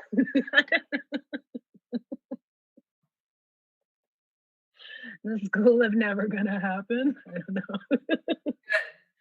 Yeah. Not, you know what I mean. Oh no, I don't care. You have look at your life in New York City with your cats and. I know. Oh, I don't have any on the bed today. They're like. Oh no, they've been up and down. Oh, have they? Yeah. I'm like, I don't even know where they are. I have oh, you've been here, you know how I have like the patio door. Yeah. So the one cat with the hands has figured out to like stick her hand in, and she's just strong enough to move it like a little bit. So I'm like, what are you doing? Get out! Like, you're gonna die. Like, get out of there. Like, you cannot go on the patio. Have you seen more rats? I haven't. No, I haven't. I haven't been in the subway either. So Okay. that used to be a fun pastime. Like while I was waiting for the train, I would watch the rats try Yeah. to like steal food or whatever. It was great when we all had a life and we could do that. We'll get back there. Yeah. We'll get back there, and then we'll have Annie, and we'll and Sweeney Todd too. Sweeney Todd, yes. Sweeney Todd. They're all so. I had to like when I told everyone that like it's not like happening. They were like, oh yeah, that probably makes sense. And I was like, yeah, like the theater we do it in is like that big. How are you supposed to how are you supposed to do that? Right. Like it'll be fine because it'll just be a better production when we do it, and I'll be fine. And everyone will come see it. And it'll be a smash of the season. Forget Company. I mean the one with Patti LuPone. Oh, never heard of her. I know, never heard of her. I actually saw that actually the weekend before everything shut down. I was like, What'd you think? it was amazing. Yeah. It was amazing. And she was of course brilliant. She's played. Are you watching Hollywood? I finished it. I binged it like in a day. For you guys watching, Patti LuPone, if you don't know, is like she's the original Evita. If you remember, what was that show? Life Goes On? With Corky. Yeah, with Corky and Becca. It might be Life Goes On. The theme song was the Beatles, na na na na na na na na na na, which is Life Goes. Oh bloody, which is Life Goes On. Oh yeah. So I think that was the name of the show. Wow. Yeah.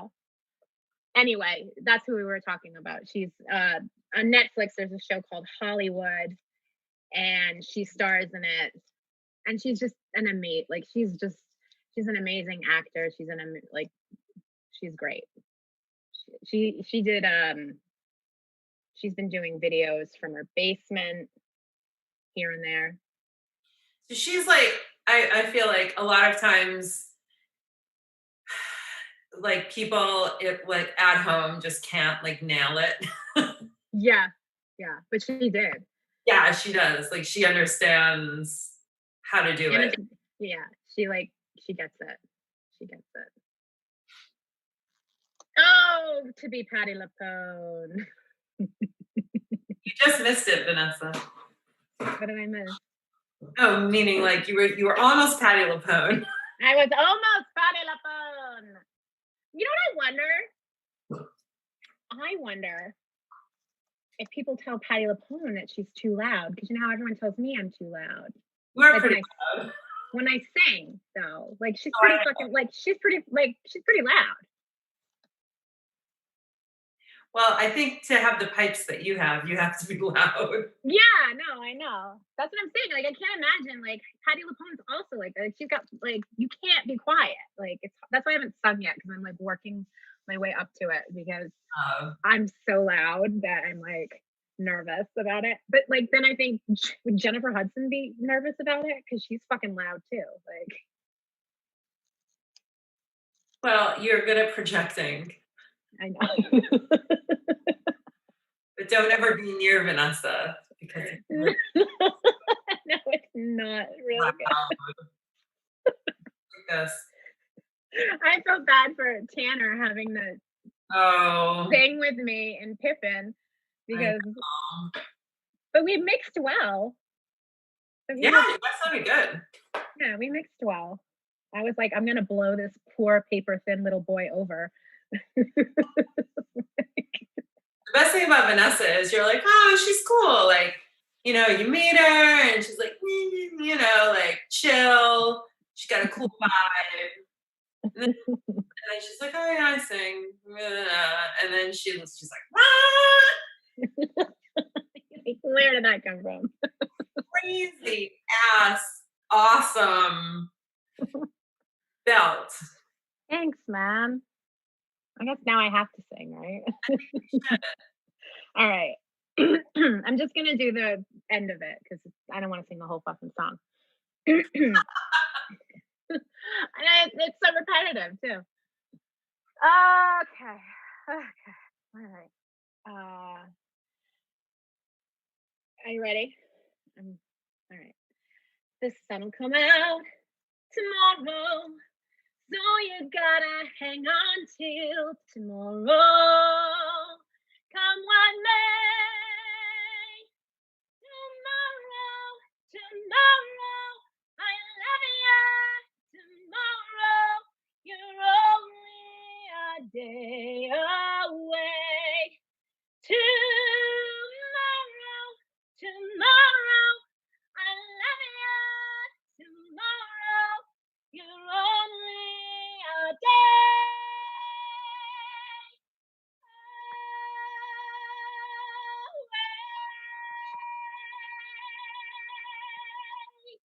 Yay! Give me the dog. Let's go. Say play ball.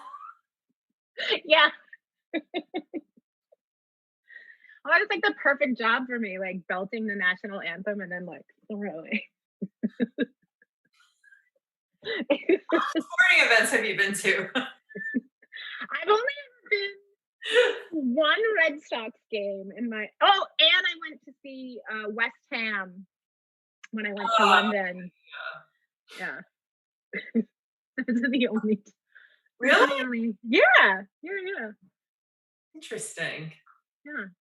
I'm like, my cousin Sean played hockey for Durfee, like when he was in high school. And I know I used to go to that, but like I was so little, like I don't even know what. The only thing I remember is that I actually do like hockey because of the violence. Like, if it's violent, Violent. I know. Yeah, I feel like actually Eric could probably. I feel like football's like choreographed violence because it's so like I'm gonna go here, you go there, and then it's like you know. Baseball's not very violent, I guess. Kind of boring, isn't it? I'm like, I'm a football. Oh, I'm very violent. Is it choreographed violence? is it choreographed? It can be choreographed. It just depends on You get it. what. You're good. Sorry, I didn't know you. Your black microphone blended into Oh. your black shirt. Sorry, yeah, I'm very violent. It's just it depends on the. I didn't mean to jump in on the conversation. I just heard. No, And then no, also I you was also trying to take my spotlight. I'm the only person do the singing on the show. You don't get to display your vocals without my permission, at least. I'm just saying. I didn't know that that's what your show was going. I thought it was Thirsty Thursday. I didn't know it was singing Thirsty Thursday. I thought that was mine. I thought that was my talent. I thought that's what I displayed daily. It was my vocal. But it's okay. I let you have your little floor. I just wanted to let you know that I heard it. And it ain't, it's alright. It ain't nothing compared to mine. But, I let you have the floor on now, and I ain't want to interrupt, I can only aspire to be like you, Eric. I can't, like, I'm just trying. I'm just like, hey, like I said, I've been doing this for about 23 years in the shower at least. I've been showering since I was about 8. So, yeah, I've been doing this about 23 years. And it's about 15 minutes a day in the shower for 23 years. That's some time I put in. So, to beat somebody with that pedigree, it really is. But you did all right. You could have hit the little tone a little bit better. You got to wiggle your tongue a little bit more when you hitting that high note. You didn't. No, there's like only one time I like to wiggle my tongue, Eric. So, Excuse me, hold on. Let me. That's what I'm eating, ice cream. Oh, okay. You was talking about ice cream cone or? Good. Always a cone, baby. Always a Okay, cone. okay. Yeah, what about you, Wendy?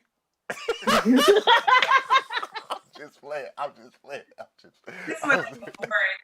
Oh no, Wendy's like, what did I get messed up? I'm just messing with you, Wendy. Please don't take my I on-air was just personality something like serious. nerdy, like I don't really like ice cream. Oh. Do you like popsicle?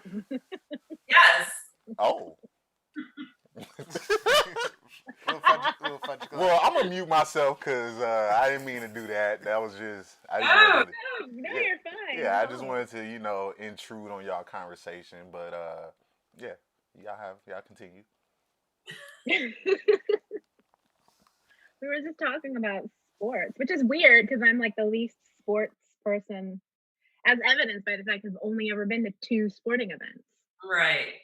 Well, I was like never a sports person, and then I think I just started watching it, and like I love the idea of getting behind a team.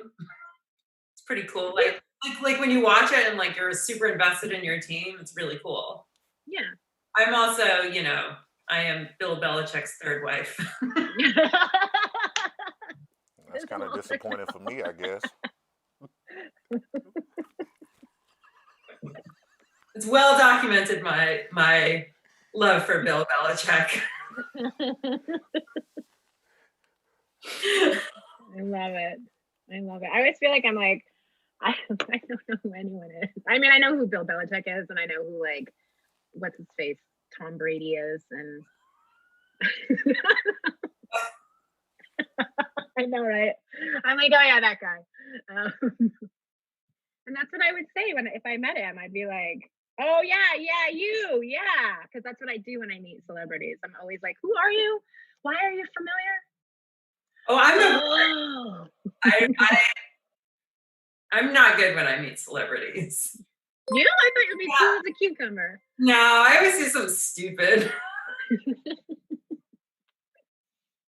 Like I met Bryan Cranston from Breaking Bad, and he said something like funny to me, and I said, "Oh, I just obsess over celebrities. I think are brilliant."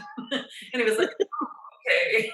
He's like, "Okay, bye." Yeah, and then like as we walked off, I went, "Heisenberg."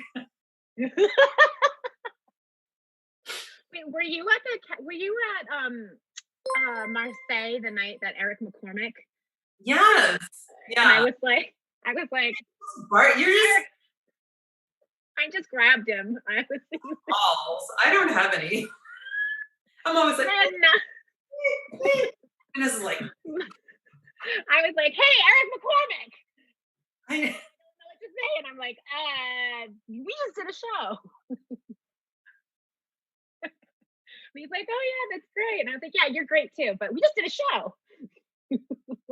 Well, who came to our show this fall? Oh, that's right.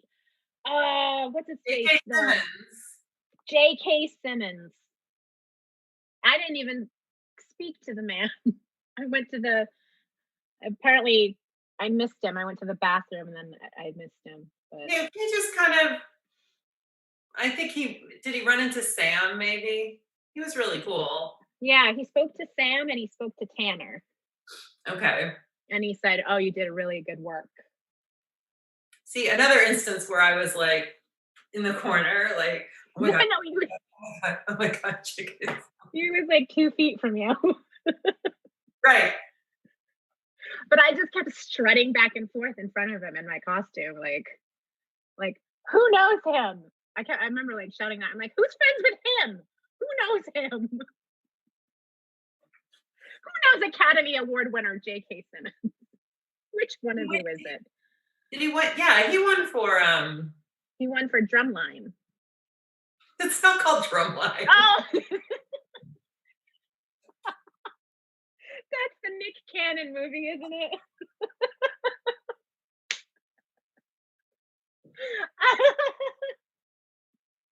Oh, Vanessa. It's about a drummer. It's about a drummer. What's it called? Like powder keg or tin, like something. I don't know, something to do with drumming, right? Damn it. Something with line in it, right? I'm gonna Google it. J.K. Simmons. You have to Google drum movie. Whiplash. Whiplash. I just got a note saying like, oh, we don't have any sexy stories today. And I'm like, we are the sexy stories. I mean, I don't. Sexy stories. We have sexy stories about us falling asleep on the beach. We have we have a sexy story about how when we did Pippin in October and I wanted to go on stage basically topless and Wendy was like, that's not really. Yeah, this is what happened. This is what happened. You did a bait and switch. I did. Total bait and switch. You sent me a picture of a bra. Yeah. You had it on, right? Yeah, I had it on. Yeah. Yeah, because we were trying to find the right thing for under your corset. Yeah. Yeah, and then so you sent me this picture, a selfie. And I was like, oh yeah, that looks really good. Yeah, right. It's like, okay. So then it's 10 minutes before the show, and I'm trying to get your mic taped. And I was like, oh, wait a minute, what was it? Where's the shirt that goes over this? It's a bodysuit. It's a sheer bodysuit. Yeah. Where's the sheer bodysuit? And you're like, what? What do you mean? What do you mean? Is it too much skin? But the bra goes under the shirt. And you were like, oh no, I just was gonna wear this. And it was a balconette. So oh no, it was a very I know, it was a balconette with straps like everywhere. Yeah. And I am a double D. So it and was you did not have the overshirt, so you went on in just the balconette. In just the corset and the I was very nervous. Apparently everyone in the audience was nervous or hopeful that my boob was going to fall out. Because I also invited all the 20-somethings. Oh my God. All my entire office had a table and they're all young, handsome men in their 20s. Traders. Yeah. It was like Wolf of Wall Street. It was. And I was the cocaine and hookers all in one. Hi, I'm your office manager. And now you see more of me than you ever need to. Are you in charge of HR as well? I am.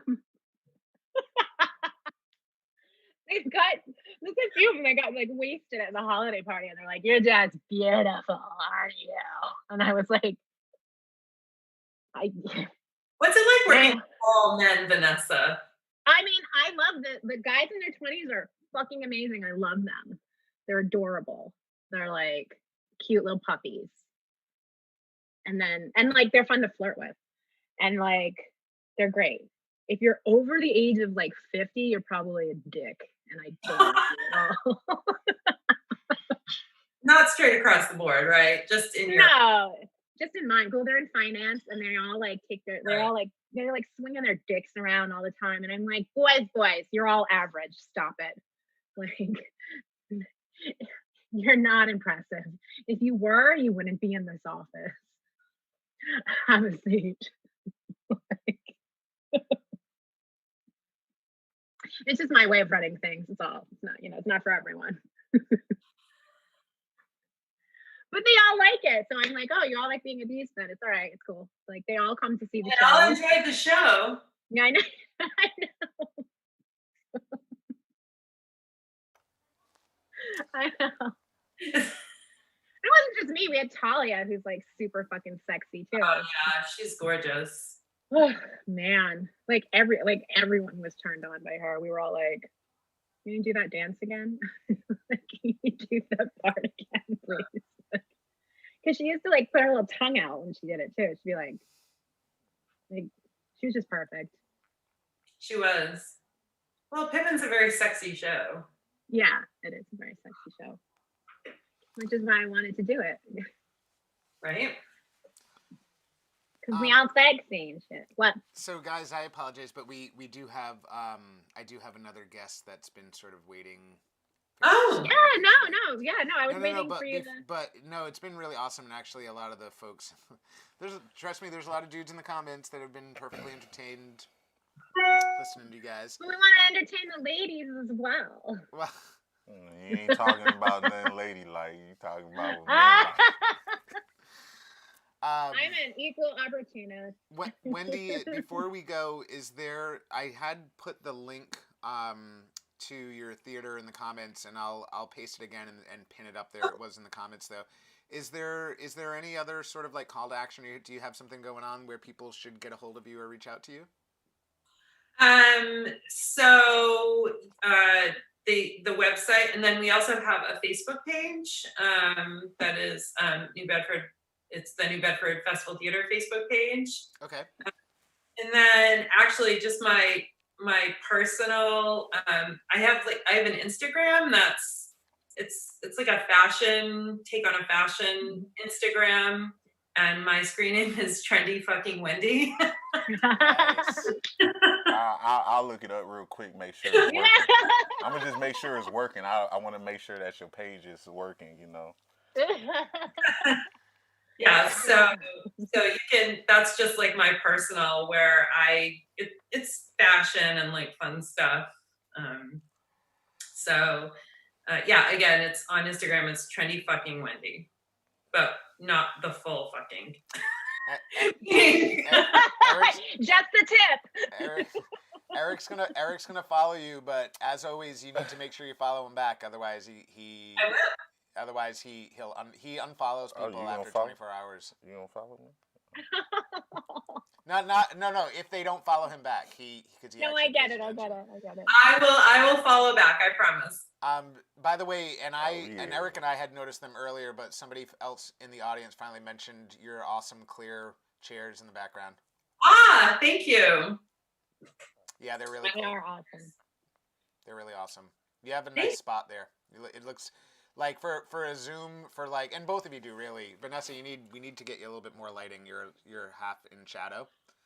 I have a ring coming. But Wendy, your thing looks like you'd totally planned it out. I wish more people would spend more time on their Zooms like that. It's a life in theater looking at things. It's apparently Say Nice Things About Wendy Day for all of us. Oh, thank you. So guys, thank you so much, and Vanessa, thank you so much for coming on every Thursday with awesome friends. Keep bringing. They're getting better and better. You're setting the bar. You're setting that bar pretty high. Good. Setting the bar high for next week, Vanessa. Hey. That's right. Don't worry, I got you. I got it. I got gas up the wazoo. Wendy Hall, thank you so much for coming on. We're gonna make sure that your links get up there in the comments. And Vanessa, thank you as always, and we'll see you next Thursday. All right. Bye. Bye, guys. Bye. They were really awesome, and Pearson has been totally. I didn't mean to click on that. Pearson's been.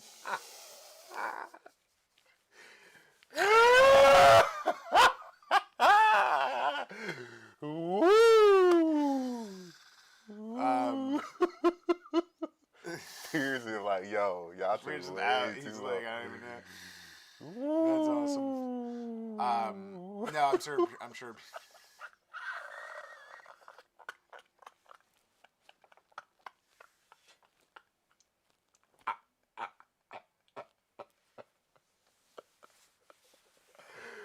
Oh my God. Woo. right, so Cam can barely hear you, Mike. Can barely hear you, Mike. Oh yeah, maybe that turned down a little bit, didn't it? Turn that back. Shoot. Turn that back up a little bit. Is that better? So,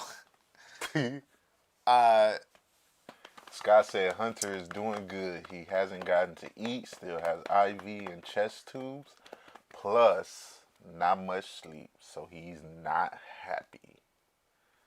Well, let's all keep little Hunter in our prayers that he gets some food, because I know what it's like to not have no food, especially for 30-something days in the morning. So I understand exactly what he's going through.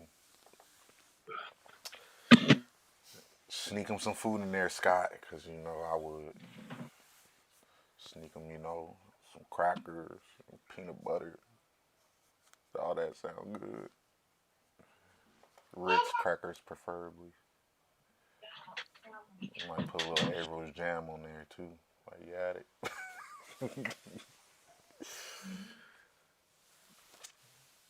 Is it bowl 30 yet? What does that mean? What are you talking about? bowl 30. Oh, meaning is it like 12:30 yet? Maybe is it time to smoke? Bowl 30. Because it is. It's like 12:18. Oh. I feel you, Scott. Like sound is very low. Stressful.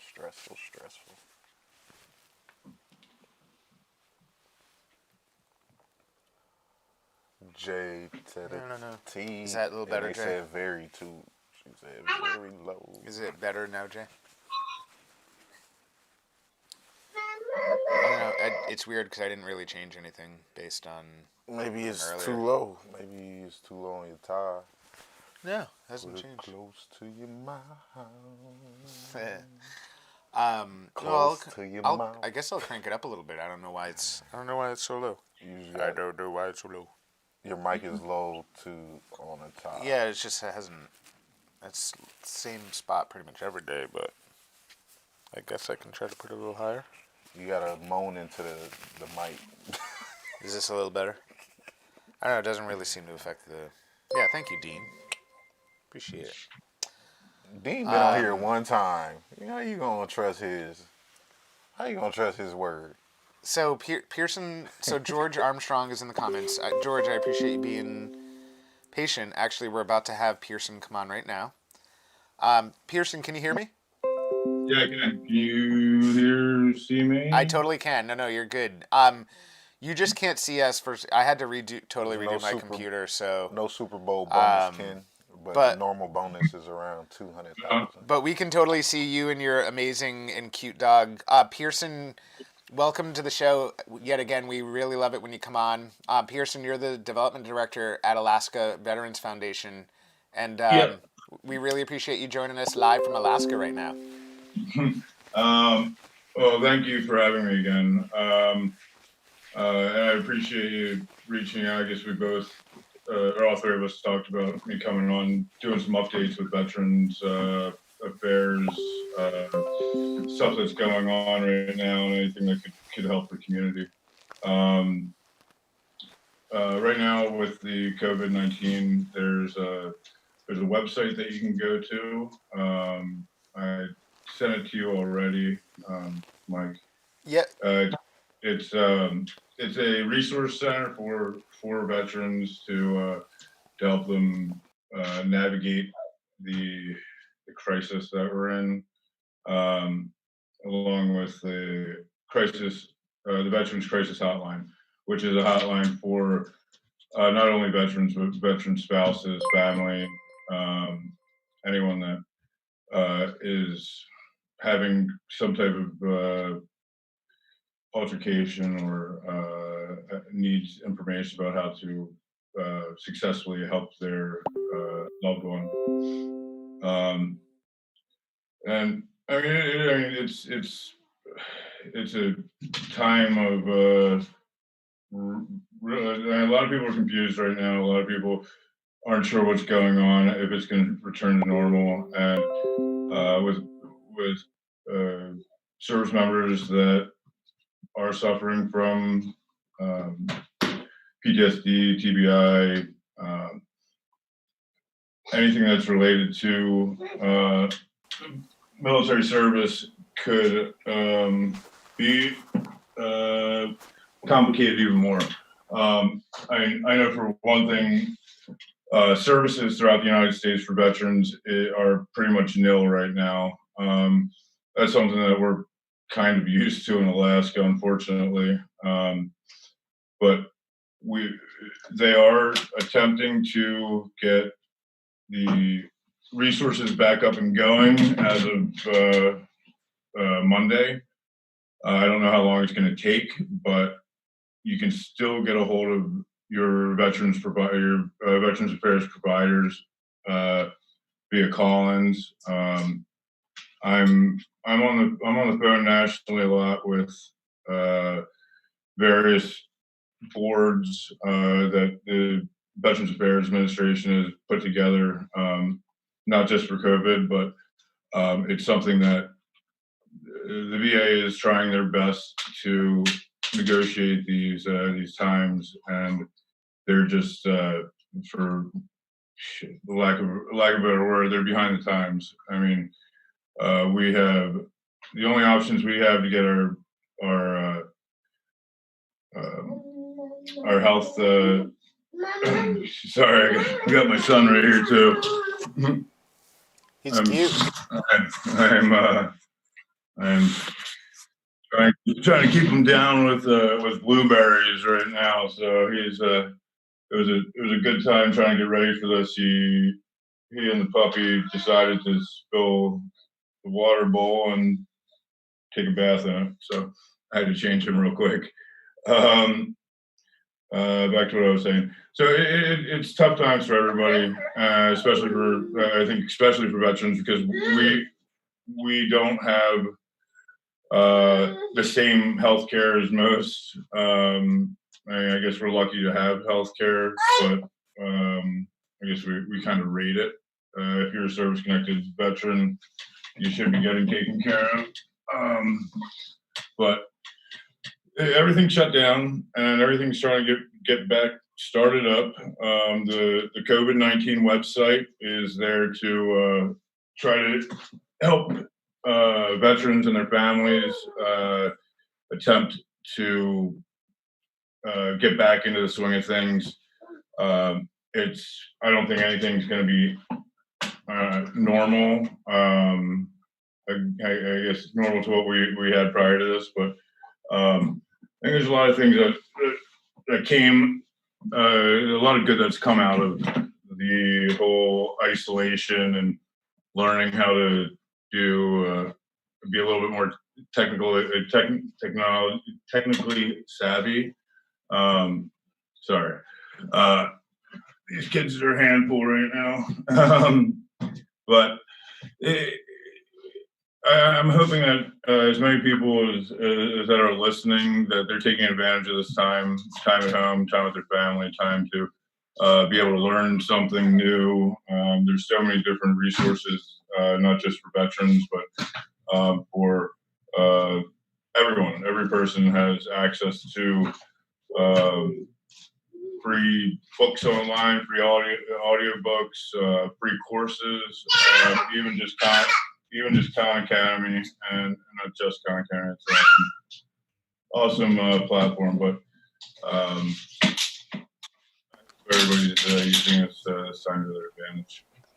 No, so that's awesome, and it's and we have the links up there too. Everyone's enjoying. And by the way, you don't need to feel badly that your child is acting like children do. At all. Yeah, I was apologizing for not looking you in the eyes.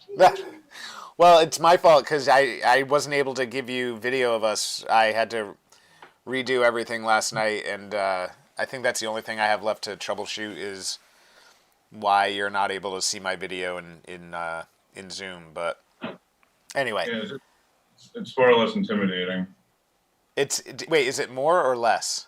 Oh no, I was joking. It's different. You know, I guess I'm used to seeing the the live feed. I'm having a conversation with somebody. It was just you with your tie crossed over your shoulder. But you got a beautiful smile going. And your beard looks beautiful.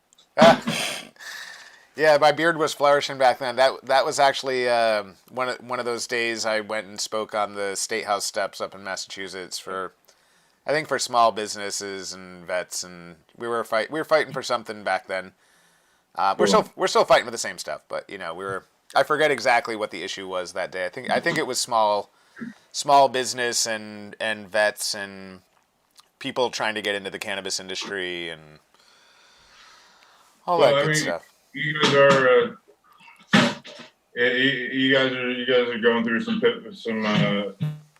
hiccups right now. And it's expected, but I do like how you guys have the what is that called? The veterans, the disenfranchised law or benefits. What else? Do you guys have home grow in your rules? You guys, if you're a medical patient there, you can't go to. If you're a home grow medical patient, you can't utilize medical retails, can you, or dispensaries? So I think it's if you are a hardship patient and then you get permission maybe to go above the normal limit, and you might be right, you might be touching on something, but my understanding was that even if you're a normal medicinal card holder, you're still allowed to grow, grow your own medicine and then supplement with medicinal retail. But I do think that it's when you go for like the hardship thing, which would allow you to go over the normal limits of the 6 and 6, is maybe when that comes into place. Sorry. I'm pretty sure that's in place, which is really weird to me. But I think I was talking to Mascan yesterday about that. Yep. I think once I guess you guys are recreational. I wonder if it affects that. But I mean, it's always a step forward, and we just got to make sure that we do federal legalization correctly. Well, I mean, even though for normal medicinal card holders, the limitation of the amount that you can buy over a certain period of time is, for people who are really using it for medicine, it's not generally enough, and so people are kind of having to supplement out in the gray market anyway, even when they are medicinal card holders, because 10 ounce. Go ahead. Do you think? No. Well, it's not. I mean, it's not nearly enough. It's 10 ounces over 6 weeks, and to some people that sounds like a lot, but when you're really using it for medicine, and then especially if you're making like edibles and you're also using some of that stuff for other methods, like it's not enough. It's definitely not enough. Yeah. Like if you're going through chemo, or you're a cancer patient, or you're going through some serious physical pain. I mean, I know people that take a gram of pico a day. It's which is an incredible amount of THC. At least for me.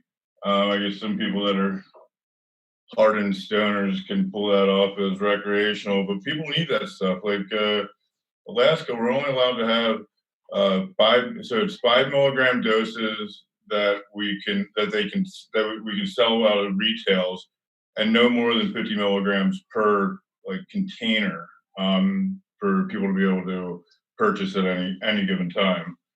I might be saying that wrong, but it's a 5 and 50 rule, which is nothing to a patient, So well, and it's interesting too because the states were always worried that people who were growing at home were gonna overgrow to the point where they were basically gonna start their own little mini business. And I don't know, especially once you've actually gotten people to go through some level of effort to get their medicinal card, it's the people who actually go through all of that effort and then actually grow all of their own medicine, there's I don't know. It's just they don't.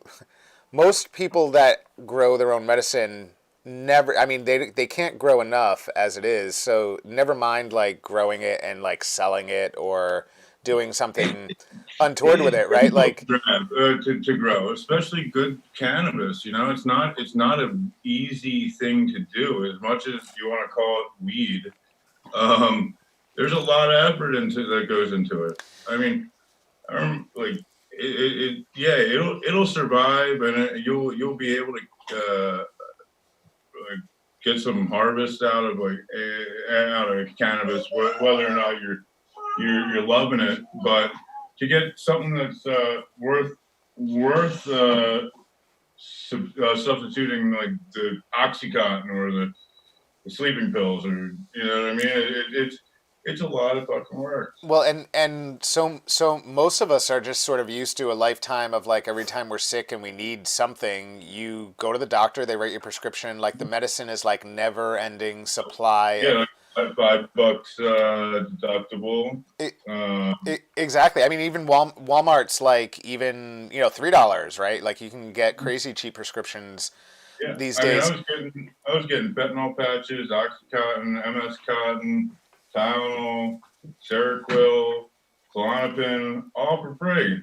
You know, going to the pharmacy at the VA, walk out with 9 different prescriptions of high-grade narcotics.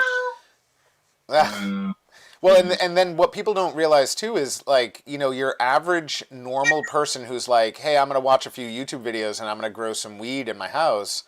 Like they're going to harvest so little weed that it's actually like way below what they're allowed to buy. And those limitations are already set super low to try to like make sure that people aren't somehow buying, medicinal weed and then reselling it, which is generally ridiculous. Like anyone who thinks that anyone is going out and paying even medicinal dispensary prices and then turning around and reselling that, like that would be so little of a problem that I can't understand why they're gonna like fuck with everybody over like a couple of people that are and selling your own hooch or something, Like look, anyone that is gonna like buy weed from a medicinal dispensary and then mark it up and sell it to somebody else isn't gonna buy it from a medicinal dispensary. They're gonna go buy it somewhere on the gray market where they can get like a great price on some bulk cannabis, not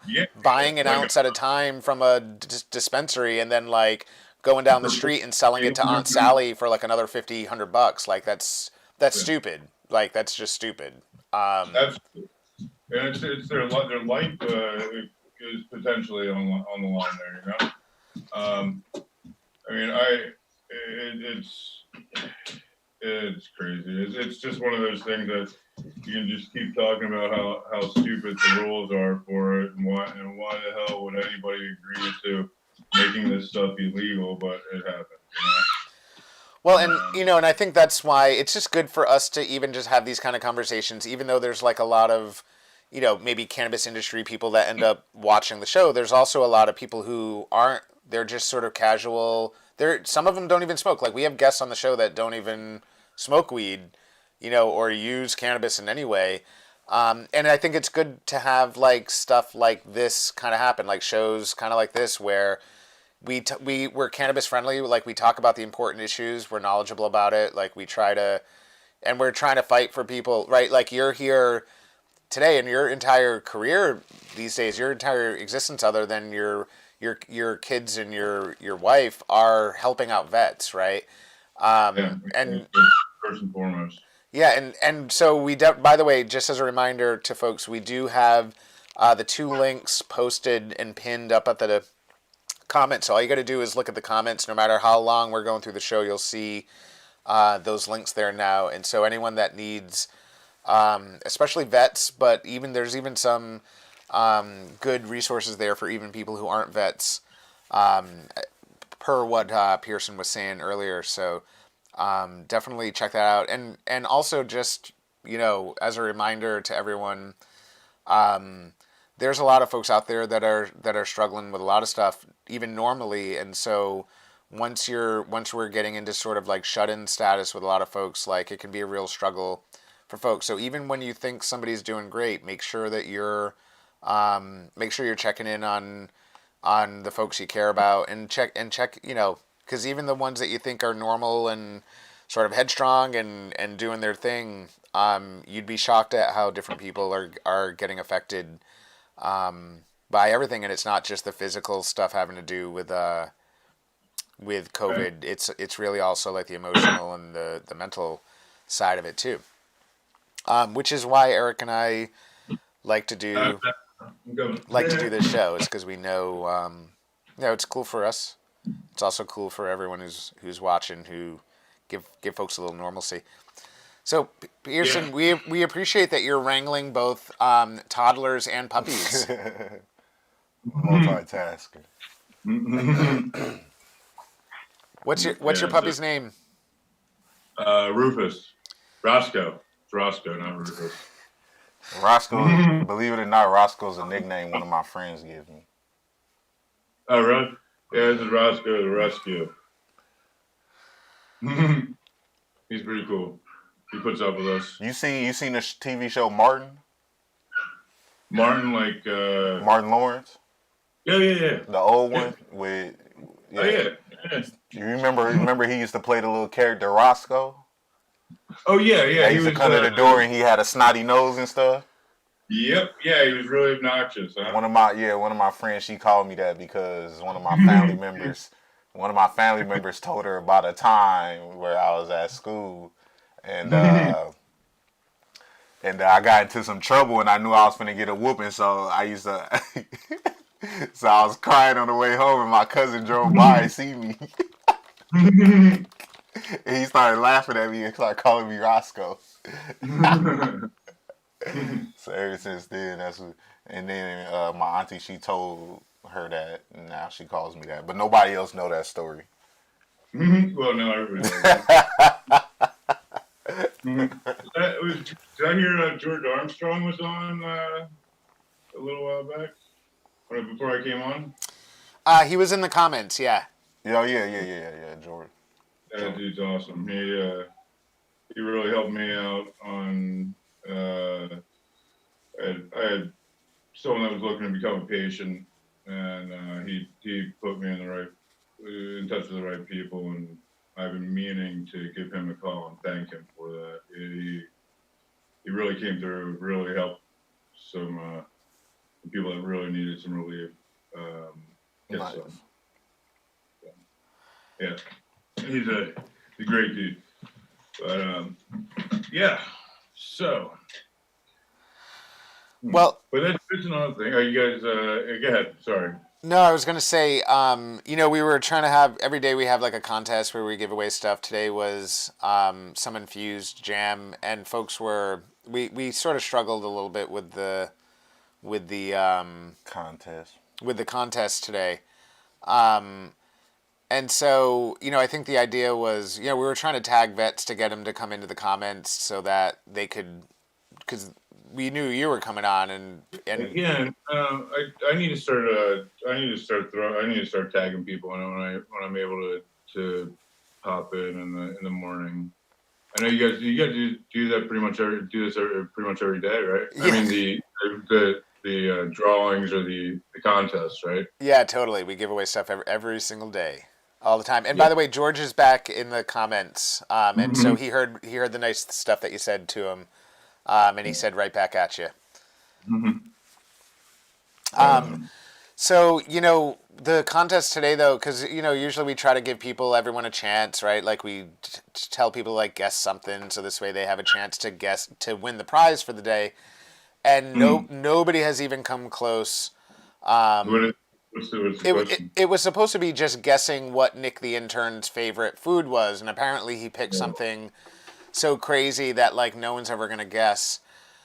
So Pearson, what I was thinking, I know that both you, that nigga's mad. I know that both you and George, are here with us. What I think for today, since nobody has guessed, like nobody's won the contest. So instead, maybe what we should do is maybe we can send both George and you each an infused jam out, and like you guys can be the winners today. I don't know how you feel about that. Sure, absolutely. But we do gotta take tax, my brother. Even though you a vet, we still do the taxes. Yeah, I don't know if you've ever heard of this, but Eric threatens. I take spoonfuls and try it first. No, unfortunately, it's a fingerful, according to Eric. He doesn't like to waste the spoons. As long as you don't wash your hands before you do it, that means my immune system be up. There's like some deadly virus going on. So Pearson, there was only one other day in the whole history of this show that at the end of a show, I rage gifted the gift. Like I was really pissed off that day. Like nobody was really playing the contest. Somebody came in right at the end of the show and was like, hey, I guess I missed the contest, but this seems cool and it's a cool show. And I was like, fine, you fucking won, dude. Like you're the winner. And I just rage gifted the prize that day to somebody. Today I'm not really doing that today, but instead I'm just sort of making a command decision that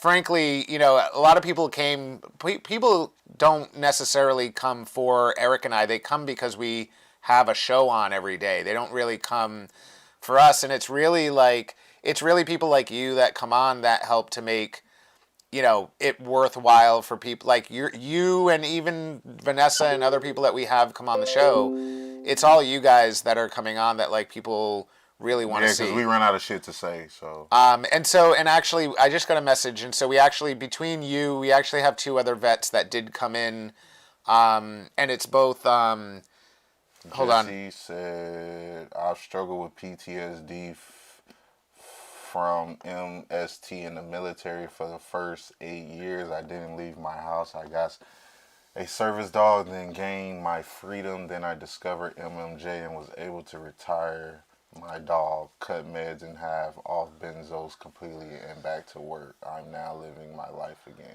MMJ is my savior. Oh yeah. And George Armstrong says, love you guys. I'll ear it or give it another vet. Give it to another vet. You guys have made that's what I was gonna say too. better. No, and I'm going to tell you what. So we do have a few vets now that have come in, and I don't know that we have enough jam for everyone. We're gonna see if we do, but we're definitely gonna gather stuff for all of you guys that have come in today.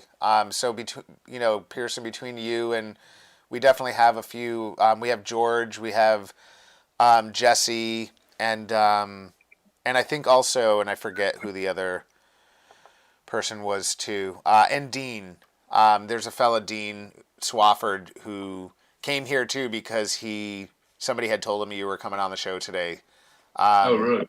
Yeah, so and we're trying to do this at least once a week, where we're trying to do something like we try to do cool stuff every day, but we try at least once a week to make it a little vet-centric. And neither of us are fortunate enough to have had the opportunity to be vets. You know what I'm saying? My brother's a vet.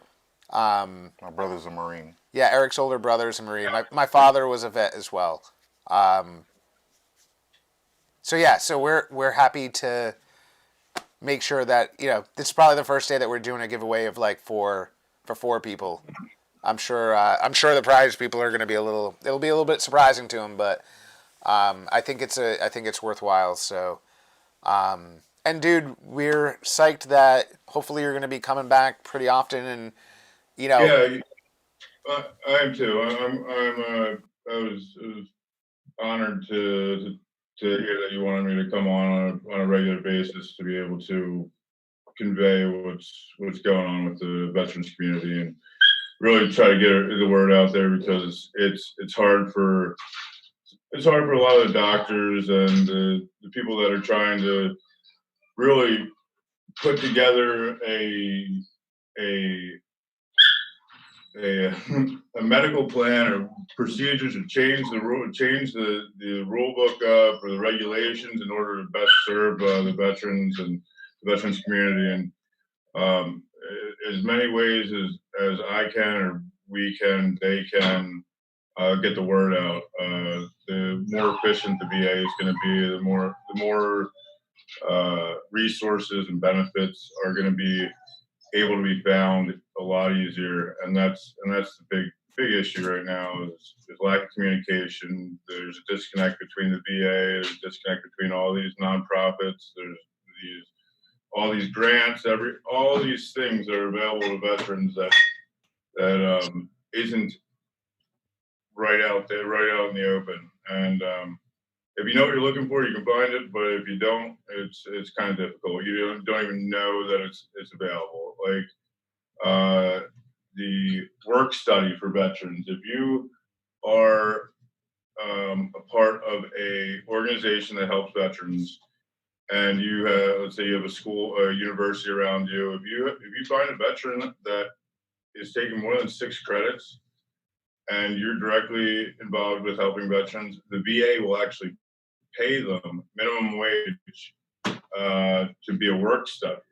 I mean, it's minimum wage, but you get to do some good. You get, at least up here, it's 10.19 an hour, and it's some unique stuff. We've had a work study on with the Alaska Veterans Foundation for the past 2 semesters now, and he enjoys it. I mean, we don't give him too much work to do.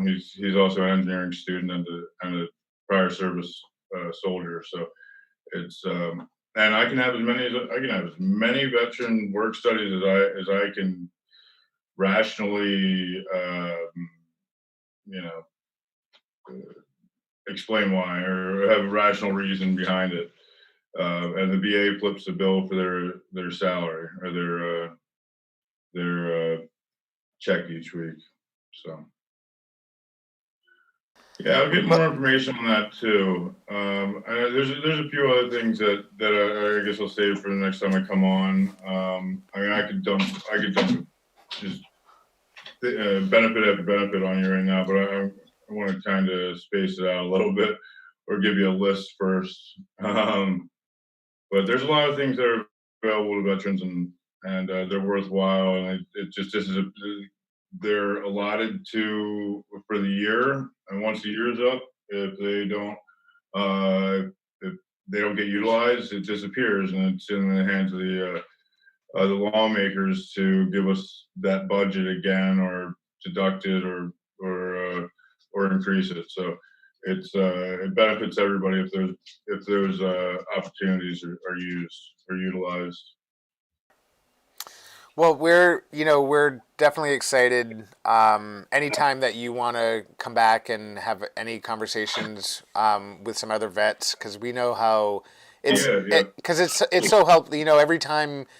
Every time we have somebody like yourself that comes on and is talking some good stuff, like, we're usually getting feedback that like somebody new is reaching out for information, or somebody new, somebody's asking for some assistance someplace. So it's just really, I mean, I know because it's your life, but like, the rest of us should sort of acknowledge like how important it is for people like you to be going around and having conversations like this, because it's so helpful to so many people, that I'm glad I'm glad you're willing to come on and share that, that effort, and let us help to have people, and we're trying to do, I mean, we're it's definitely not on the same level as you do, but when there's people that are having important conversations, you are doing so much good just by being willing to. I mean, like, it's huge. Everything that you're doing. I mean, you're willing to come up and talk about literally whatever the hell you guys want to talk about in the morning. You're bringing you have a good following. You have people that are on here every day watching. What was it, 55 days now, 53, something like that? Yeah, like 50. I think today's day 55 or 56. And you're and that's the thing. The reason I'm so gung ho on helping veterans is because I can relate to them. I I'm pretty much, I've done a lot of stuff that, the good, the bad, and the ugly that comes with being a veteran. I've been through it. I've been in some terrible situations that I put myself in, and other situations that I didn't put myself in. And that's the demographic that can relate to me. I can be the most effective in that capacity. If I wasn't, I would probably be going, trying to. I'd probably still be trying to help veterans, but I would try to cater towards something that I know, and I know veterans, I know the military, so it's a good fit. But I mean, just in general, I mean, if you can do some good for somebody, just make somebody smile, just somebody, just go after it. One person a day. Try to get them to smile for no reason. Make somebody feel good once a day, no matter who it is, whether or not you are in a relationship with them, if they're strangers, if they're your Uber driver, if you guys ever get let out the house again. It's important, and the more people that do that, the kinder the world will be. Like, for real. Like it's like smiles are contagious. It's do some good for somebody that you probably won't ever see again in your life. Without any expectation of it benefiting you in any way. I guarantee you'll sleep a little bit better that day, or you'll look back on it and be like, you know what? I made that person's day a little better, or I'm really glad I did that. I've never met anybody that's done a good deed for somebody that just purely out of the heart that has ever regretted it. I'm not going into friends that screwed you over. The nice thing that you did for your girlfriend, and then she cheated on you with your sister or something. That was a joke, but no, it's something that it betters your life, it betters their life, and it'll show them that people are good, or reinforce it, or show them there is good in some people, and it is. Sorry. Oh, I know that's Nick, you can go get him. You can go get him if you need to. Come here, puppy. Come here. Get over here. No, come here. I'm gonna let you outside. Come here. Come. Watch out for bald eagles. Bald eagles will pick him up. Ravens probably would too. I think you might be able to get away from one of the porcupines. They'll fuck him up though. Yeah. Yeah, I bet there's lots of stuff out in the yard to fuck him up, huh? Oh yeah. Well, not like right now, but yeah, there's pretty much everything. Yeah. If it's dangerous in Alaska, it's big and you can see it coming. We don't have reptiles really. We have no snakes. Nothing really poisonous at all. To survive the winter. Well, yeah, the only thing that does is the mosquitoes, which they're coming back around right now, and they are devastating. They're like, I was like the other day going through the woods. I think I was talking to you guys, and I was just like, man, I am almost ready for the winter again to not have all the bugs everywhere. But it's a beautiful day though. It's probably I don't know. It's like. And your winter's like 20 below. That sort of seems like a strong statement. The bugs must be really bad for you to say They that. they are really bad. Like they're really bad. The mosquitoes will pick you up and carry you away. They'll suck you dry. Hell nah. Hell nah. But then you got bears. I heard they're pretty dangerous. Bears? Polar bears are dangerous as hell too. Wait, do you have both bears and polar bears? We have grizzly bears, we have black bears, we have Yukon bears. I think they're I don't know. Yeah, but those are the biggest ones. They're like the biggest bears ever. There's a restaurant up here, the Pump House. They have a like a stuffed bear, and I'm pretty sure it's called Yukon. But this bear's like 11 feet tall. It's huge. That's ridiculous. Yeah, man, they can run up to like 35 miles an hour. Like, So by the way, living into the wilderness, have you ever thought about like if a bear was chasing you and how you would get away from a bear? yeah, I definitely trip my friend, whoever I'm with. Damn, that's cold. No, I would not. I'm not going with your ass. Don't be inviting me places then. I always carry a gun on me.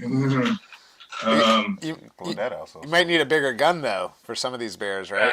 No. That's I'll probably catch some heat for this one, but you can go online and look up like which size caliber killed which, like how many a percentage of bears. Like they compare like how many 9mm kills were there, how many 40s, 45s, 50 cals, 10 millimeters pistols, you know. And you almost got the baby's bottle. And I think it's like 37% of bears killed in Alaska were 9mm. Huh. But I mean, okay, so you got 45, you got a 45, right? You got 1911, which is one of my favorite platforms. Don't get me wrong. But you got a 7-1 capacity. With my Glock 17, I got 17-1. I got 18 bullets to hit this charging animal. Like, I don't know if you've ever been attacked by anything that could potentially kill you, like another person, a shark, or a bear, or I don't know, even a moose, man. Sorry, I'm getting sick of listening to the dog. You see me all right? So I would much rather have the higher capacity rounds, especially with the technology nowadays. It's like a P+ ammunition, the hollow points for AKA hollow points or personal protection rounds. They expand on impact and they do damage. I mean, no matter what you get shot with, if it's a bullet, you're probably not going to be feeling good afterwards. Even animals. I mean, there's a lot of debates on it, but I know I'm good with my my Glock 17. I know I can put rounds on target. I can do it efficiently. I can do it like it's second nature, and I'm comfortable shooting that. I'm not going to have this big revolver next to me that I never use in real life or training or my professional life. I have so many rounds put through this weapon. I know just from the feel of it or the any malfunction, anything like that. It's not. I don't even think about what I have to do. It just comes to me. I just do it because I've been trained to do that. And I guess I've had a lot more training in firearms than most people, but that's another thing too. It's people going out and grabbing all these guns. Like, it amazes me how many guns people have, and it's like, well, how often do you shoot it? Oh, I go to the range, shoot like a box or something. It's like you shoot a box of ammo and you're carrying that weapon on you. Like, what's your immediate action drill if there's a simple malfunction? What do you do? It's how often do you clean it? Where do you even know where to put the lube? Where's the lube really supposed to go? And that's what makes firearms. It's just like using a nail gun wrong or using a car wrong. Cars are dangerous when people don't know how to drive them. Just like firearms are dangerous when people don't know how to use them. Mm-hmm. And it's just like putting your seatbelt on in a car. It's just like keeping your finger straight on the trigger until you're ready to fire, and keeping your weapon on safe until you're ready to fire, and knowing your target and what lies beyond. It's something that it should be rehearsed and known, especially when you're using this weapon to save your family's life. Like the only reason people buy a firearm is to protect themselves and protect their loved ones. And if you don't know how to use it, then when that time comes that you have to use it or you have to pull it out in fear of your life, you're fucked. It is fucking the moment that you bought that thing it's too late. It's crazy. It just astonishes me how like all these people are going out and buying all these guns after once this COVID-19 shit hit, and it's like, I guarantee you they got 6 other guns at home that they don't know how to use just as much as the brand new fucking double barrel semi-automatic shotgun with with a grenade launcher. With flamethrowers coming out of it. Ever since I saw the movie Scarface, I always wanted a shotgun that also had a grenade launcher on it. That's an M203. I actually carried that in my first deployment in Iraq. Can you please let that fucking dog in the gate?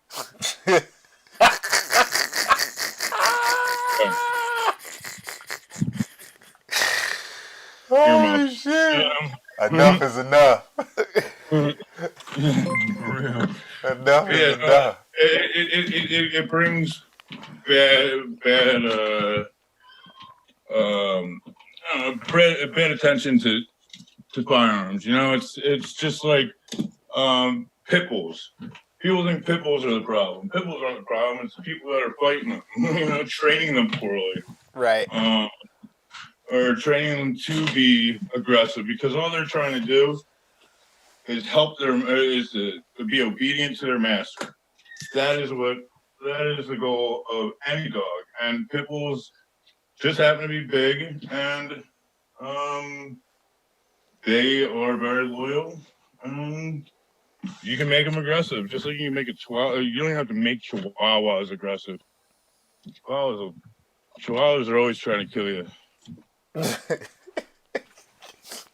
They got little man syndrome.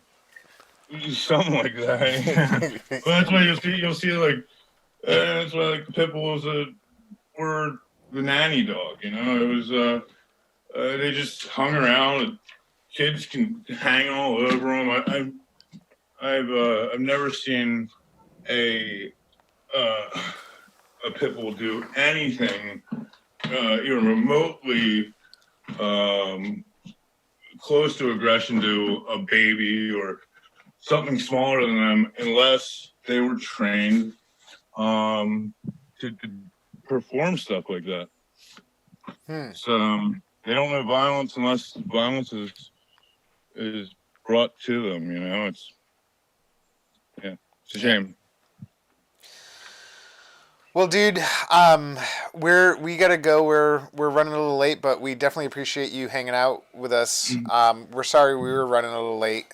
Oh yeah, no. I had my hands full for a little while. So, but no, thank you for having me on. Yeah, and we still have those links up there for anyone who is looking for some resources. Vets who are looking for resources during COVID or otherwise.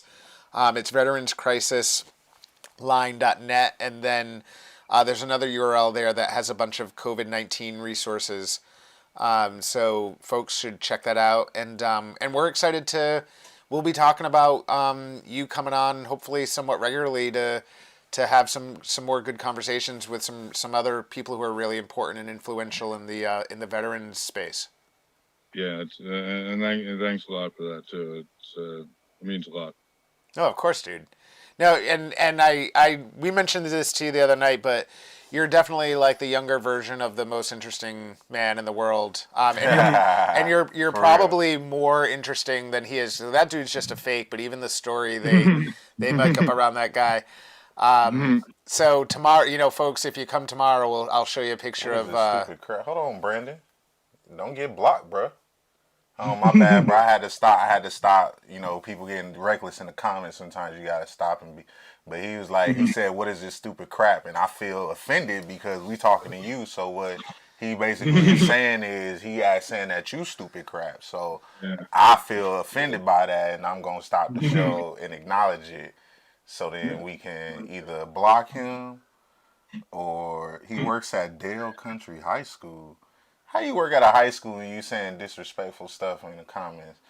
Oh, I should call your principal, your boss. I'm gonna call your boss. That's all right. You lucky school closed right now too, Brandon. Your boss is on vacation. Wait till they get back though. So yeah, dude, we appreciate you, and we'll definitely catch up. We'll talk with you after the show, but we'll definitely catch up and figure out and schedule for you to start coming on. We're excited for it. Absolutely. I'm gonna go try to track down my two boys and puppy. The puppy's probably fine. So The dog ain't talking to you the rest of the day. Oh, he'll be fine. he always enjoys when I come in. But yeah, it's cool having a dog again. I did have two Rottweilers. I love Rottweilers. I guess I just like dogs a lot. So I'm a big Rottweiler fan too. I as a teen we had a Rottweiler. It got stolen. We got it back, and then the same people stole it again, and we knew we weren't getting it back the second time. Oh, I would break their kneecaps. I had a Rott. Trust me, my dad was. I was too young to. I was probably like 12 or 13. But my dad was not the kind of person to like let that go without. You like Wu-Tang, something right? happening. You know what I'm saying? Like. Oh yeah. You like Wu-Tang, right, Piers? Pearson, are you a Wu-Tang fan? Absolutely, yes. Okay. That's a question Nick the intern likes to make sure everyone that comes on the show likes Wu-Tang. So he was. Oh yeah. No. I was. ODB and me have. Oh, look who commented. Who's that? What's that? Oh. So wow. So for the first time my brother's ever, a vet, and he just commented, and he don't never comment on the show, even though we told him about the show on day 1. By the way, this is day 50 something. This is his first comment. Is it your brother? Semper Fi. Hell yeah. Yeah. This is the first comment he's put in the show, but he was a Marine. And, is a Marine. I am surprised. You should. Lucky he doesn't slap you for that one. You're always a Marine, sir. You was a Marine, right? I am a Marine, yes. Yeah. So is your brother. Your brother is still a Marine. Yeah, still a Marine, exactly. Mm-hmm. Hell yeah, man. Hell yeah. What do y'all say, hoorah? Is it y'all say hoorah? What's that? What do y'all say, hoorah? Is that what y'all say? Hoorah or yut. Yeah, hoorah. I forget what I thought I knew where that comes from, but he says Semper Fi. What does that mean? Semper Fi. Semper Fi. I mean, Semper Fidelis is it's a Latin term that means always faithful. It's the Marine Corps motto. Always faithful. Oh, yeah. Poppy don't know nothing about being faithful. Oh, you don't know nothing about that. I don't know why he commented that. he ain't faithful to his show. He ain't faithful to this show. He ain't faithful to his brother, and he ain't faithful to women. So that's 3 negatives. He's watching now. That's 3 negatives right there. That's I don't know if he should have said that. He should have said something else. Y'all say. What oh shit! Kill babies. We literally have running cadence that it's just kill babies. We're not actually condoning that, but I don't think I've told a dead baby joke since I've had my son and realized how messed up they are. Right. It's true, right? It's true. It's terrible. I had like a whole routine down too. I was very proud of making people feel awkward at dinner parties. With my dead baby jokes. It's funny. It's funny you mentioned that because I used to have my little collection of them too, and then I had kids, and then I kind of wasn't quite as funny as it used to be, I guess. Yeah, 'cause you got like a face to put. It's like, man, I would never. I would never put him in the microwave. Why was I telling people that for so long? You know, sorry. Hey, Pearson, have you ever watched the end of the show when Eric usually He sang sings? with us last time. Yeah. I was talking with him before, all morning I've been trying to think of my part. You want to go? You want to go over it with him again? You want to tell him? Yes, please. Yeah, so one more. Do a quick rehearsal. Do a quick rehearsal with him again. Give me my line. It's just this is the end of the show. Don't want to talk to y'all no more. Or I don't know, it's something like that. We just kind of go with the energy. Is okay. This is the end of the show. It's time to go. Don't want to talk to y'all no more. That's the end of the show. Peace out. And so then, the peace. I do the peace. So this is the end of the show. This is the end of the show.